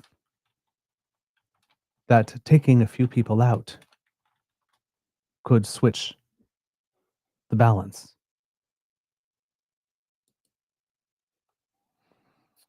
So yeah, it's again, at this point, this type of stuff is speculation. But yes, there are 201 seats in the whole legislature, 67 senators, 134 representatives. The Senate political group had the Democrats 34-33. Take out a senator, 33-33, right? The House of Representatives, Republicans 67, Democrats 66. Take one out and become 67-65. Gives a little extra margin.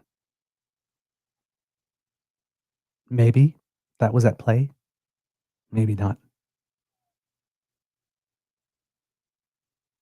But this person, who we will not name, because I'm sure he will become famous enough on his own, or infamous enough on his own,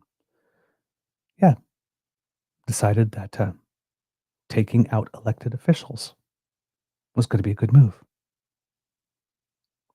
So again, the leader of that nation, whose consistent, nonstop stochastic rhetoric probably lit the fuse for that event, is coming to town.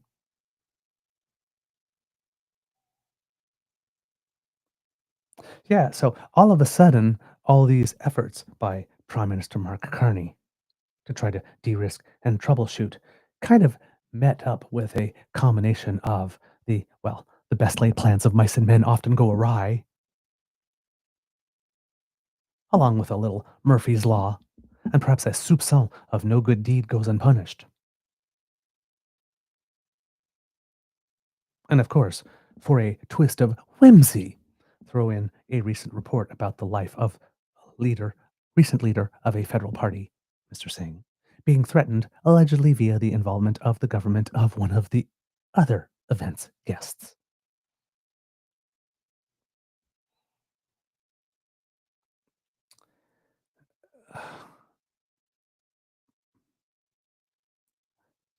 Uncomfortable.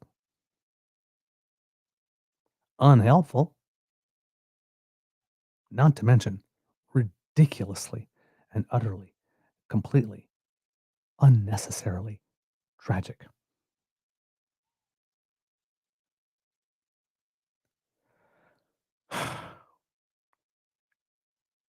De-risking is really tough.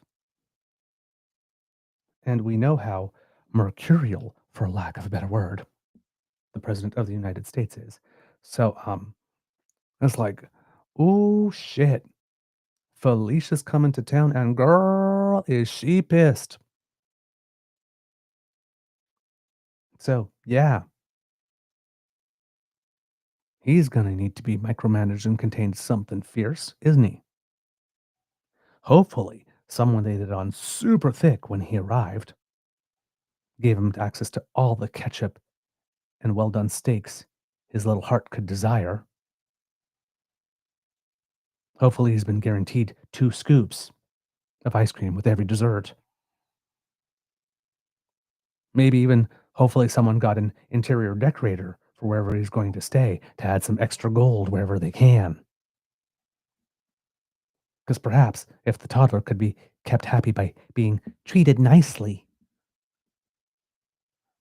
you never know. On the other hand, it's like lifelong terrible twos with this toddler.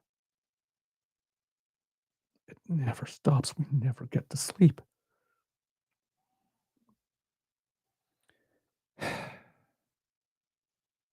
What are the odds that this fathermucker doesn't pull a stunt here because he needs to change the channel something desperately? And what better event to do it at than at a global event that everybody's watching?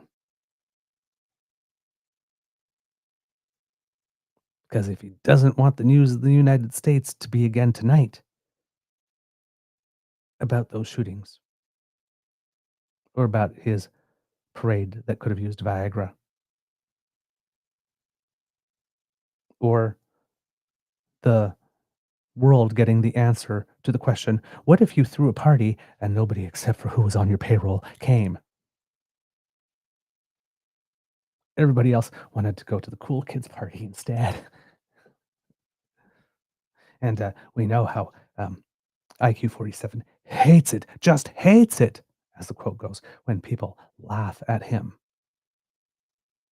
And again, Vlad is chuckling in Putin.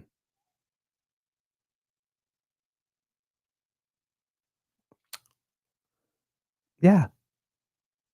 Seems to be another opportunity to want to play tough guy because being seen as weak. And again, what better way than God at an event organized by his favorite punching bag, Canada. So despite all these people, all these egos, all these topics, all these subjects, the setting where he won't be able to see protests, the whatever else that they've put in place, despite everything that Mark Carney and Team Canada and the organizing team, the preparation team could have thought of to try and just soften this so that he could just leave here and everybody else can get everything done. Because let's not pretend that the other members of the G6 actually think that there's any real G7 going on here. Right? They know they're not here to get agreement with Trump or to reach agreement. That's why there's no communique. That's not going to happen. They're all here to try to get through this as best as possible, knowing that at some point he could do something. Well, now, expect he will do something. Because he either needs one of two things, and perhaps both would do him really well. A really sudden, sharp channel change, such so that you could get political whiplash,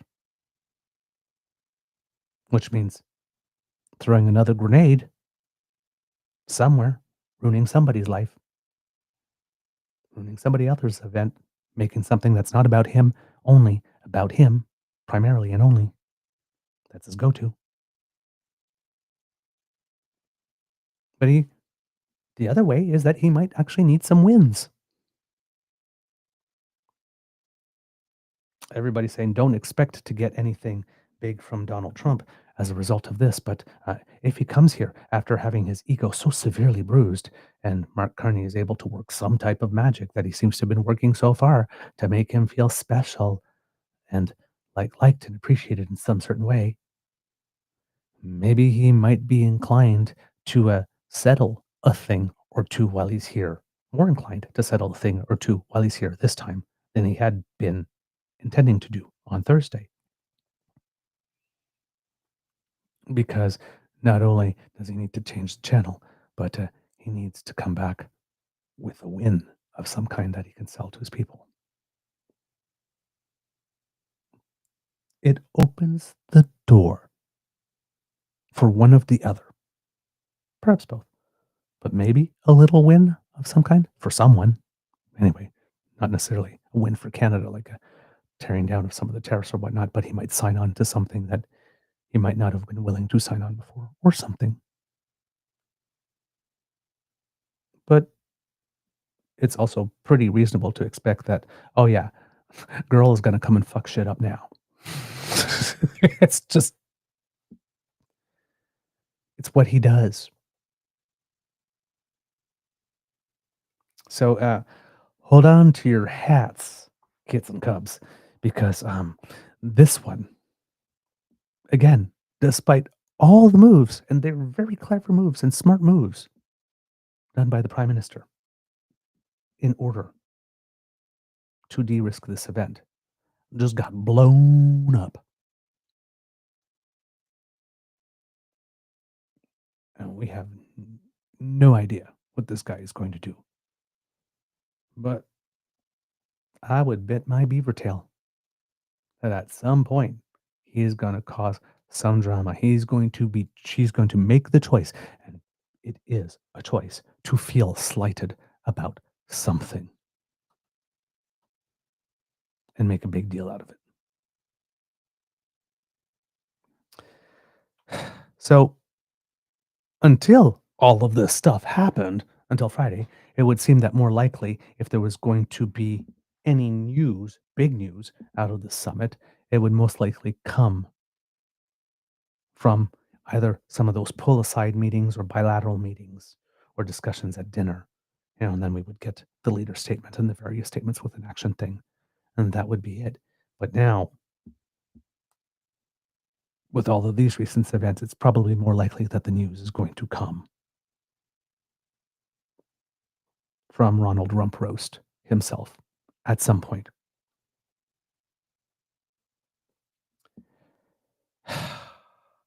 It's exhausting. But then again, that's the point, isn't it? Just beat us down. The beatings will continue until complicity and compliance improves. That's the world we're living here, under here, with this guy. So yeah, it's wait and see time here. And I'm sure that everybody is walking on eggshells now, just wondering when he is going to pop.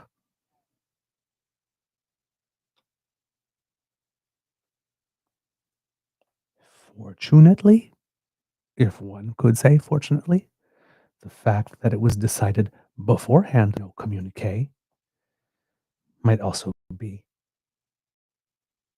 proof of foresight, because now he doesn't have anything grand or big to pull up out of.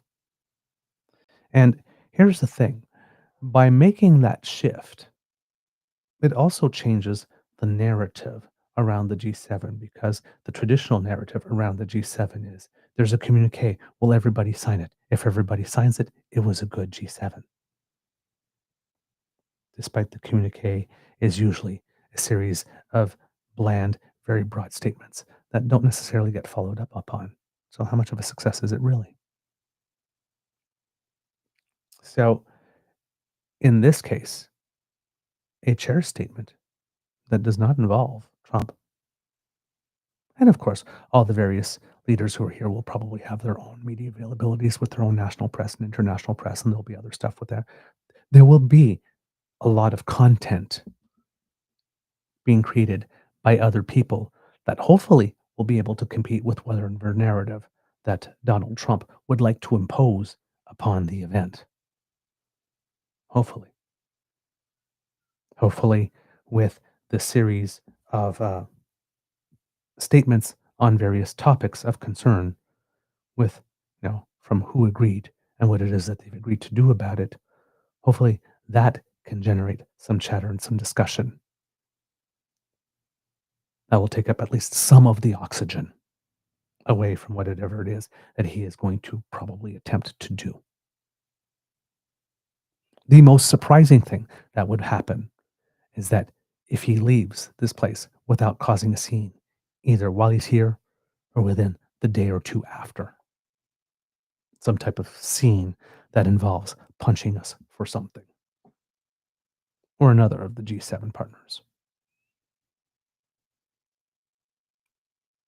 Now, the other very, very clever thing that might be happening here, and might be happening regardless of this, and might be accelerated should Sir Taco of Orange decide to throw a complete temper tantrum at this event, would be that, remember when I said that the G7 represents 44% of the global economy and the BRICS nations represent 25%?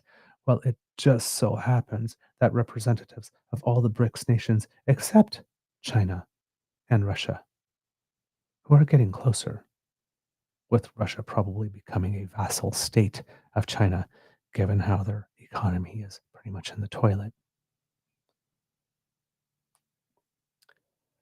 Wouldn't it be particularly clever if Mark Carney was able to convince the leaders of Brazil, South Africa, and India that, you know,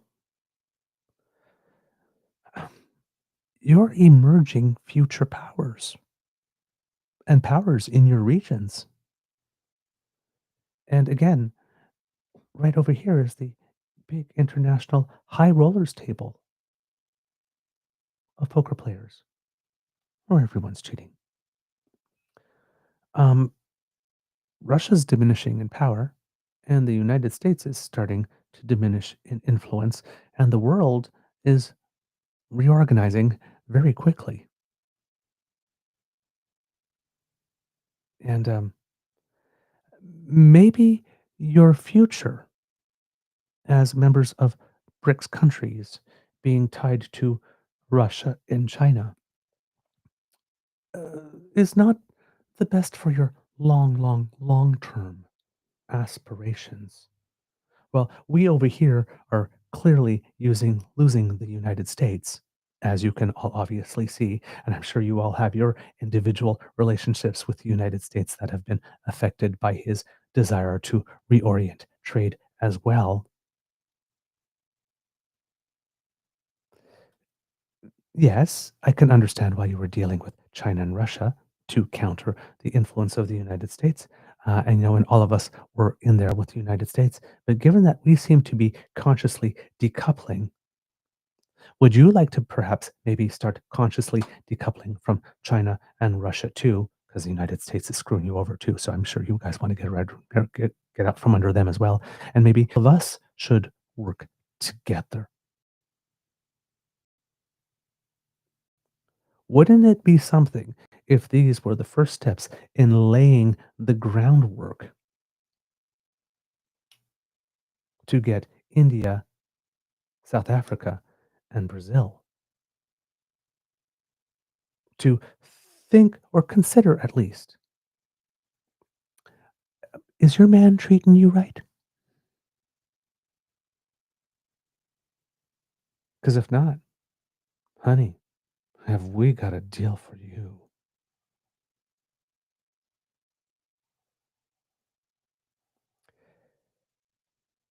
People are realigning very quickly, following what Donald Trump has done.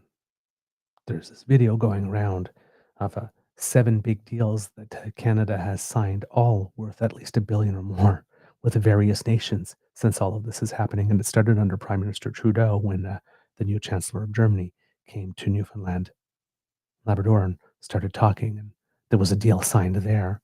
Well, we've signed deals with 7 different nations: Germany, I believe Mexico, Australia, a couple of them.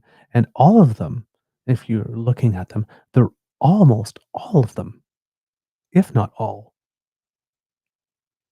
involved in energy, uh, either energy or let's just say the economy of the future.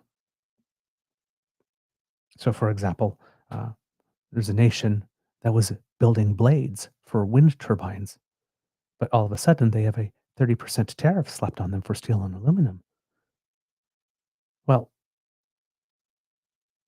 it's harder to sell those blades now in the United States, but Canada has some wind projects going on that we could use the blades for. Why don't you send them here instead? Sure. Boom. $1 billion deal. Plus. And all of a sudden, those blades are not going the United States direction anymore. It's not like they don't need them. It's not like there aren't businesses there who could use them, but they're coming here instead now. Which means we get to boost our wind electric generation capacity with parts that are already complete and finished that people are looking to reroute rather than keep in inventory. We might even be getting a good deal for them. Several deals like that have been signed with various nations. We didn't sit around and wait. We started signing deals pretty much right away. And all those other nations are eager to sign them with us as well. All those other nations are eager to reroute their trade flows. Brazil, India, and South Africa don't have the most reliable partners in China and Russia. And whatever partnerships they were building with the United States are no longer reliable. This may be a very, very, very clever move to basically, delicately, systematically, not on one big shot with a big loud noise, but just quietly in the background, slowly dismantling the BRICS and bringing three of those nations closer to the G7 and EU. As distasteful as it is to have Modi here, that may be what is going on. It's like, sir, your interests are probably no longer aligned with these three nations as much as they were when you pulled that stunt, allegedly, on our soil. Would you like to discuss a new security arrangement, realizing that if you would like to sit at the high rollers table, there are certain things that you cannot do anymore? And that would be one of them.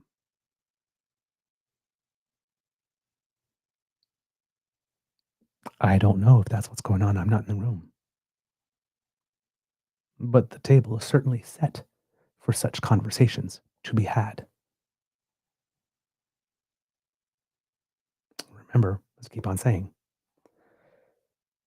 nations don't have friends, they have interests. And right now, we are tending to ours, as a lot of other nations are tending to theirs. And it struck me over the weekend. I started asking myself, what if we are learning that Mark Carney's foreign policy basically boils down to, listen, world, if all of y'all want to get crazy and take each other out, have at it. Meanwhile, we'll be right here in the background, ensuring that we take care of our interests along with those of the other countries who just don't want any part of your mess.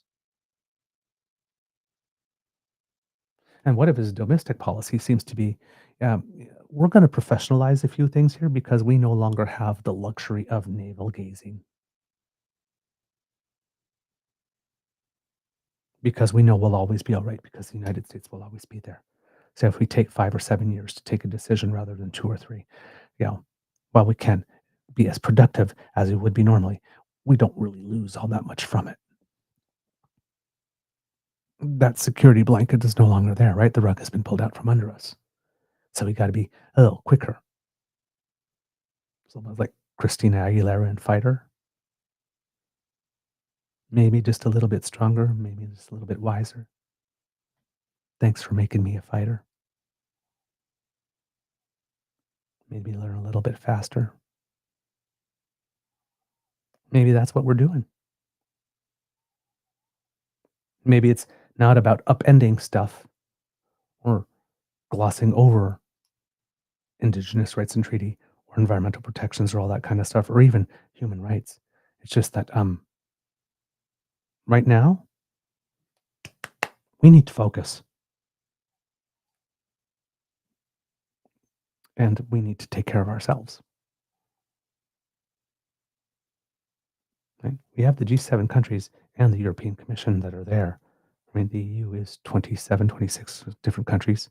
Some of them are a little more Putin aligned, some of them less.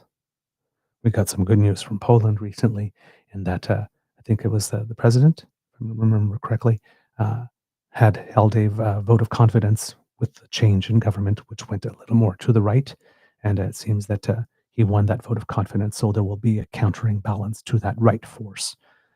So whatever attempts there are from that party that will be ruling to try to move more in the hands of Putin, there will be an opposing force trying to temper that. So that might not be as as bad as it could be. Let's put it that way. But yeah, we have a whole bunch of nations all of a sudden just reconsidering priorities, trade flows, and probably feeling that, yeah, this stuff is moving really, really fast in the United States. So perhaps we should move with a little more alacrity and purpose here. We don't have the luxury of spending a year and a half considering this one report before we move on to the next stage. We're going to have to do certain things simultaneously and with a little more resolve and speed. Not saying that that's what it is. We don't have enough evidence at all to be able to say, okay, there are enough decision points, there are enough markers that we can point to and say this. We're noticing pattern, we're connecting some dots here, or that's what's going on. But if Mark Carney is a long-term game player and a strategist in the way a lot of people appear to think he is, and a man with a plan, part of that plan may be talking to other nations and from a very qualified and experienced international banker perspective, laying out on paper, showing the math, how, what you're doing may work for you and might be good for you in the next 2 or 3 years, but 10 years down the road, 15 years down the road, this is where it leads. Whereas if you make a move now to come a little more to our side, slowly, gradually, doesn't have to be a big, bold move where you're making a lot of noise. Just basically like quiet quitting these other alliances or diminishing them, reducing them. This might be in your overall long-term benefit. The stage is most definitely set for that. So again, for those of us who are strategic political communications, that type of stuff, junkies, this is a time of very, very high excitement. But let's not kid ourselves here. The stakes are really high. And if the world keeps on getting darker at the speed at which it got darker since we talked to each other last Thursday live, people are going to have to move fast if they're going to want to adapt. Right? Remember, survival doesn't necessarily belong to the person who's strongest in the moment, but the one who is most nimble, has the best ability to cooperate, network, and adapt. Hopefully, our Prime Minister is showing us that Canada is not the slow gazelle here. All right, kids and cubs. I believe that is the end of the episode. We have more stuff for you, but I'm sure that we'll be able to bring that in later episodes this week. But that's enough for today, because there's a lot of moving chess pieces here, and there's a lot of lot of dark news, first of all, which is hard to take, but a lot of complexity. And I've probably worked your brains enough for the moment. So kids and cubs, that is the end of this episode of the Daily Beaver Morning Show. We hope that you love listening to us, because we love making this for you. And I really can't wait to go after the show and read your comments in the chats, because I have not been able to follow a lot of it, because I had prepared notes for that particular section that I was had on the screen and was making sure I was referring to make sure I get things right here. And I didn't have a chance to see things as they were coming up. but I have an impression here that because I know the standard of the fare that you post in the chat is going to be absolutely delightful, and I'm probably going to learn a lot as well. Please bring in your different perspectives, because right now, like I said, what I'm saying is things that I see potential to see happen. But I mean, like I said, the markers aren't enough there to say, yes, this is definitely where we're going, what's happening. So if you see things, because if you're noticing some dots and you're noticing, well, yeah, it could be that, but maybe this is happening too, please send us your theories and your thoughts and what you see happening. God, Kit Linda here. I hear the Penguins are close to signing on, so America may have something to celebrate. Oh, jeez. Oh. Oh, you're bad. You're bad. You're so bad. I love it. I approve. Trust me, I approve. But ooh, you're bad. All right. Remember, sharing is caring, and word of mouth is priceless. So please tell your peeps and poops all about us. We really appreciate it when you do, especially when you add a little something of yourself in there. And Kits and Cubs, also because I hope he's still watching. But that thread I told you about from Skip is Chris on the socials.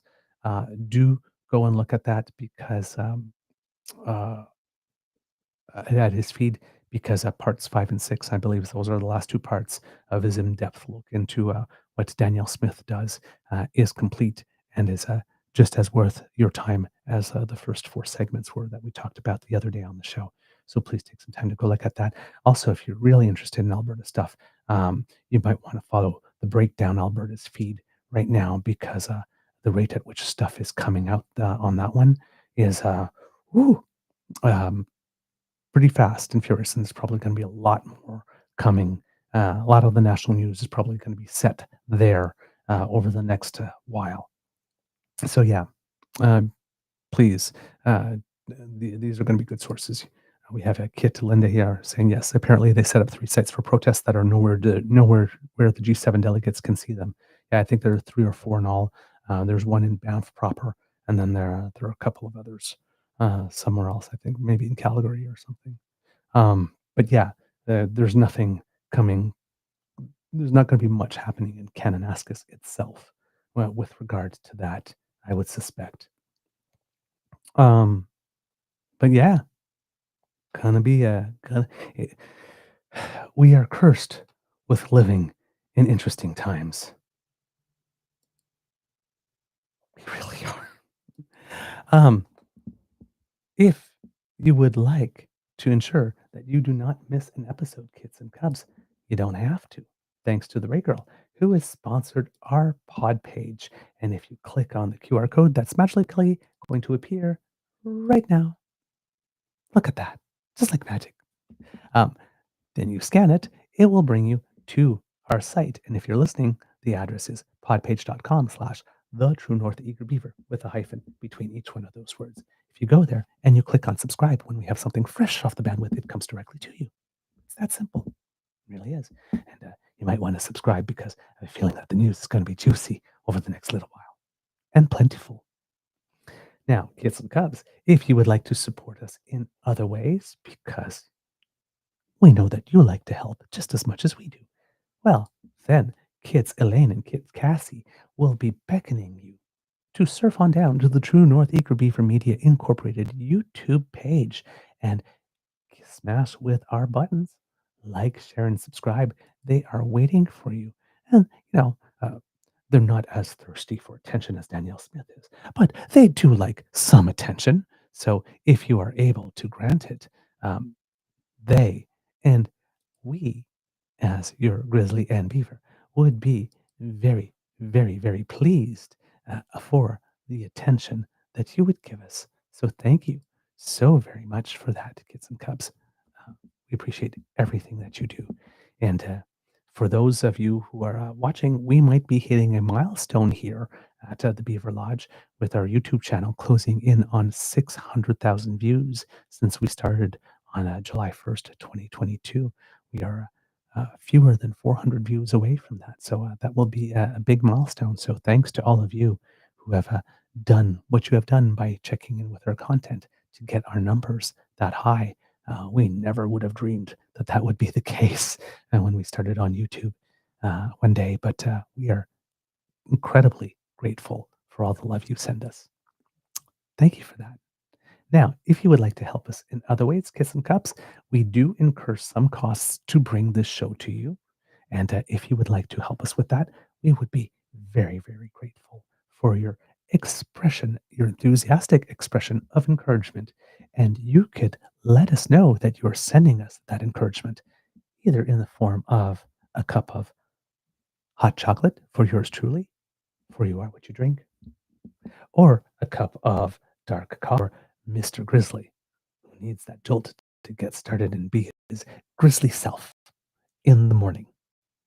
Well, if you would like to help us with that, a donation through our coffee page to the Emergency Hydration Fund would be most welcome and appreciated. So you would scan that QR code that has appeared up there.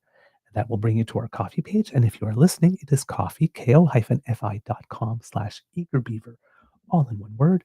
And whatever you do, when you put a little coinage in there and it jingles, well, one, it makes us happy. Two, it really increases your sex appeal because, hey, once you donate, everyone knows that you are an informed and engaged citizen. And that is very, very sexy. Then, of course, you earn our undying appreciation, which is worth a lot, actually. So, if you would like to help, we would very, very much appreciate it. We thank you for your time and anything that you can donate. No donation is too small. If you're not able to donate, however, no worries, because you are already giving us the gifts of your attention and participation, and they are beyond value. And we thank you for those. But we do like to hear from you. So why not write to us? TrueNorthEagerBeaver@gmail.com is our email address. It's also the address you can use to send a donation if you would like to buy Canadian and bypass the CE Tech Bros. But if you want to write to us and let us know what you think, what your thoughts on where the world is going, on how Canada might be positioning itself, your theories, things that you've noticed. Hey, maybe this could be important. Send them to us. TrueNorthEagerBeaver@gmail.com. Love to hear from you. Thank you so much for that. And thank you to everyone who sent us comments about our interview with Bonnie Critchley, whether they be positive or constructive. We appreciate them. We are looking at them. We are factoring them in. And yes, but thank you also for tuning into the interview, which is doing well on our site as well. And we appreciate that. We appreciate all the support. It's that simple. So please write to us. If you want to communicate with us via our socials at TrueEager on the X platform or at the Blue Sky Beaver Lodge, very welcome to hear from you there. True North Eager Beaver at Facebook, which is our original home for about 14 or 15 years on the web now. So that's the place too. Our coffee page as well. You can subscribe there and there's content there for you.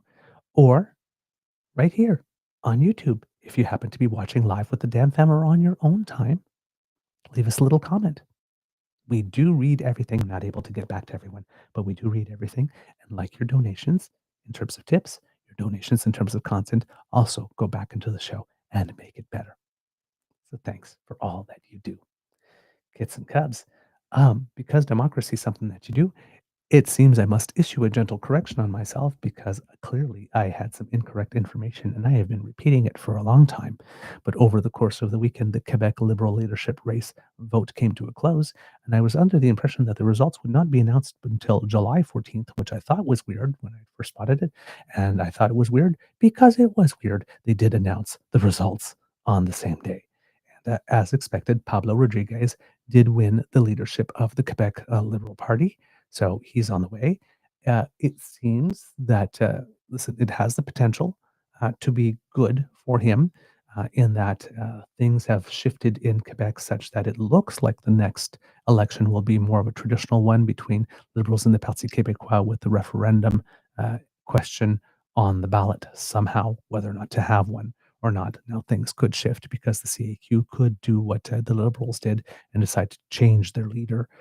Right, the election's not scheduled before October 2026, so there's plenty of time to do that and throw something in the mix.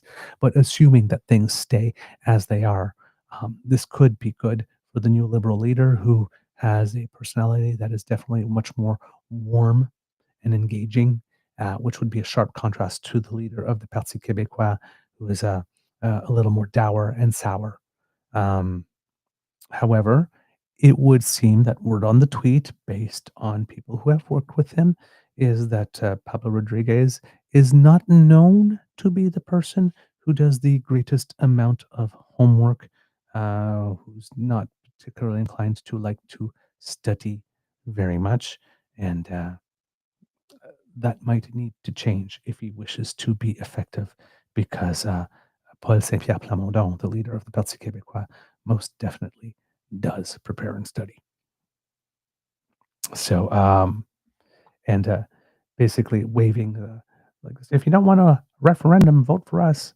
That probably won't be enough. He probably is going to have to come with something else. And if there's anything, the sovereignty battle, it's probably not going to be very wise to do it the same way we did it before, by having, like, big rallies with flags, and my rally is bigger than yours. His best avenue might just be, have you seen the world around you right now? I say, whether you're for or against this, it's just not the right time. And that might be enough of an argument right there. So we'll see how he does it. But yes, he is the leader. So there you go. Also, because democracy is something that you do, you got some by-elections coming up, provincial ones in Alberta. So in 3 electoral districts. So please, in that case, do all the things that you need to do, get to know your candidates, and make sure that you're making a plan to vote, because this matters. All right. Let's see. I guess that's all the democracy is something that you do. So kids and cubs, it could be a tough world out there. Please be kind to and gentle with yourself. Now, on the count of 3, and I do have an Easter egg for you, so I will be back. But can I hear all of you together say, Mr. Beaver, please cue the cock. In 1, 2, 3. Ooh, that was very good. So much so that even the twins, top and bottom here, really appreciated it and are begging me, urging me to indulge you. So I will. You are listening to a True North Eager Beaver Media Incorporated podcast. The True North Eager Beaver podcasts are proudly brought to you by our founding sponsors: the Misfit Mysteries from Corvid Moon Publishing, your source for science fiction, fantasy, and cozy mysteries featuring a broad diversity of characters; CanadianTarot.com, their uniquely Canadian online eclectic tarot community; and the Peppermaster, hot pepper sauces made from farm-fresh ingredients to thrill your taste buds and expand your mind.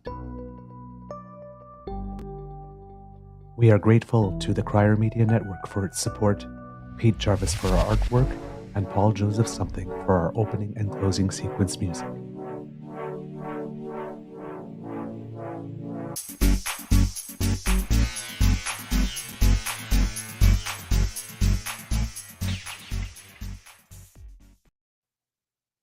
All right, kids and cubs. We have some good news, well, from the tennis world, because I'm a big tennis nut. But a gentleman that we have been speaking to you for a while won his first ever ATP Tour event. This young man named Gabriel Diallo, who we have mentioned before on our show, as I told you about, was playing in the final at the grass court event in Hertogenbosch. That's in the Netherlands. And he defeated, in a very, very tight match, a player named Zizou Bergs, 7-5 and 7-6 in the tiebreaker. Tiebreaker went to 8. And 8-6 in the tiebreaker, to secure his first ever title. He is 23 years old. He entered the top 100, going to a final in Almaty, Kazakhstan last year, and now has won his first title. And with that win, he enters the world's top 50. He's now ranked number 44 in the world. So this is the young man, Gabriel Diallo, sporting a new hairdo with the blonde for this particular tournament. And yeah, he really, really played well all tournament long. I think he only dropped one set for the entire tournament. So there you go, kids and cubs. Canada's latest singles tennis champion, Gabriel Diallo. Keep an eye on him. That young man is going places. All right. That's all for me today, kids and cubs. Please have a most beaverific day and join us tomorrow where we're certainly going to have more for you with regard to the G7 after the first day of meetings. And who knows what's going to pop up. But hopefully the dark news can slow down for a bit because that, since Thursday, was a lot. Way, way, way too damn much. And, we all need time to breathe now and then. All right. Have a great day. See you tomorrow. Bye.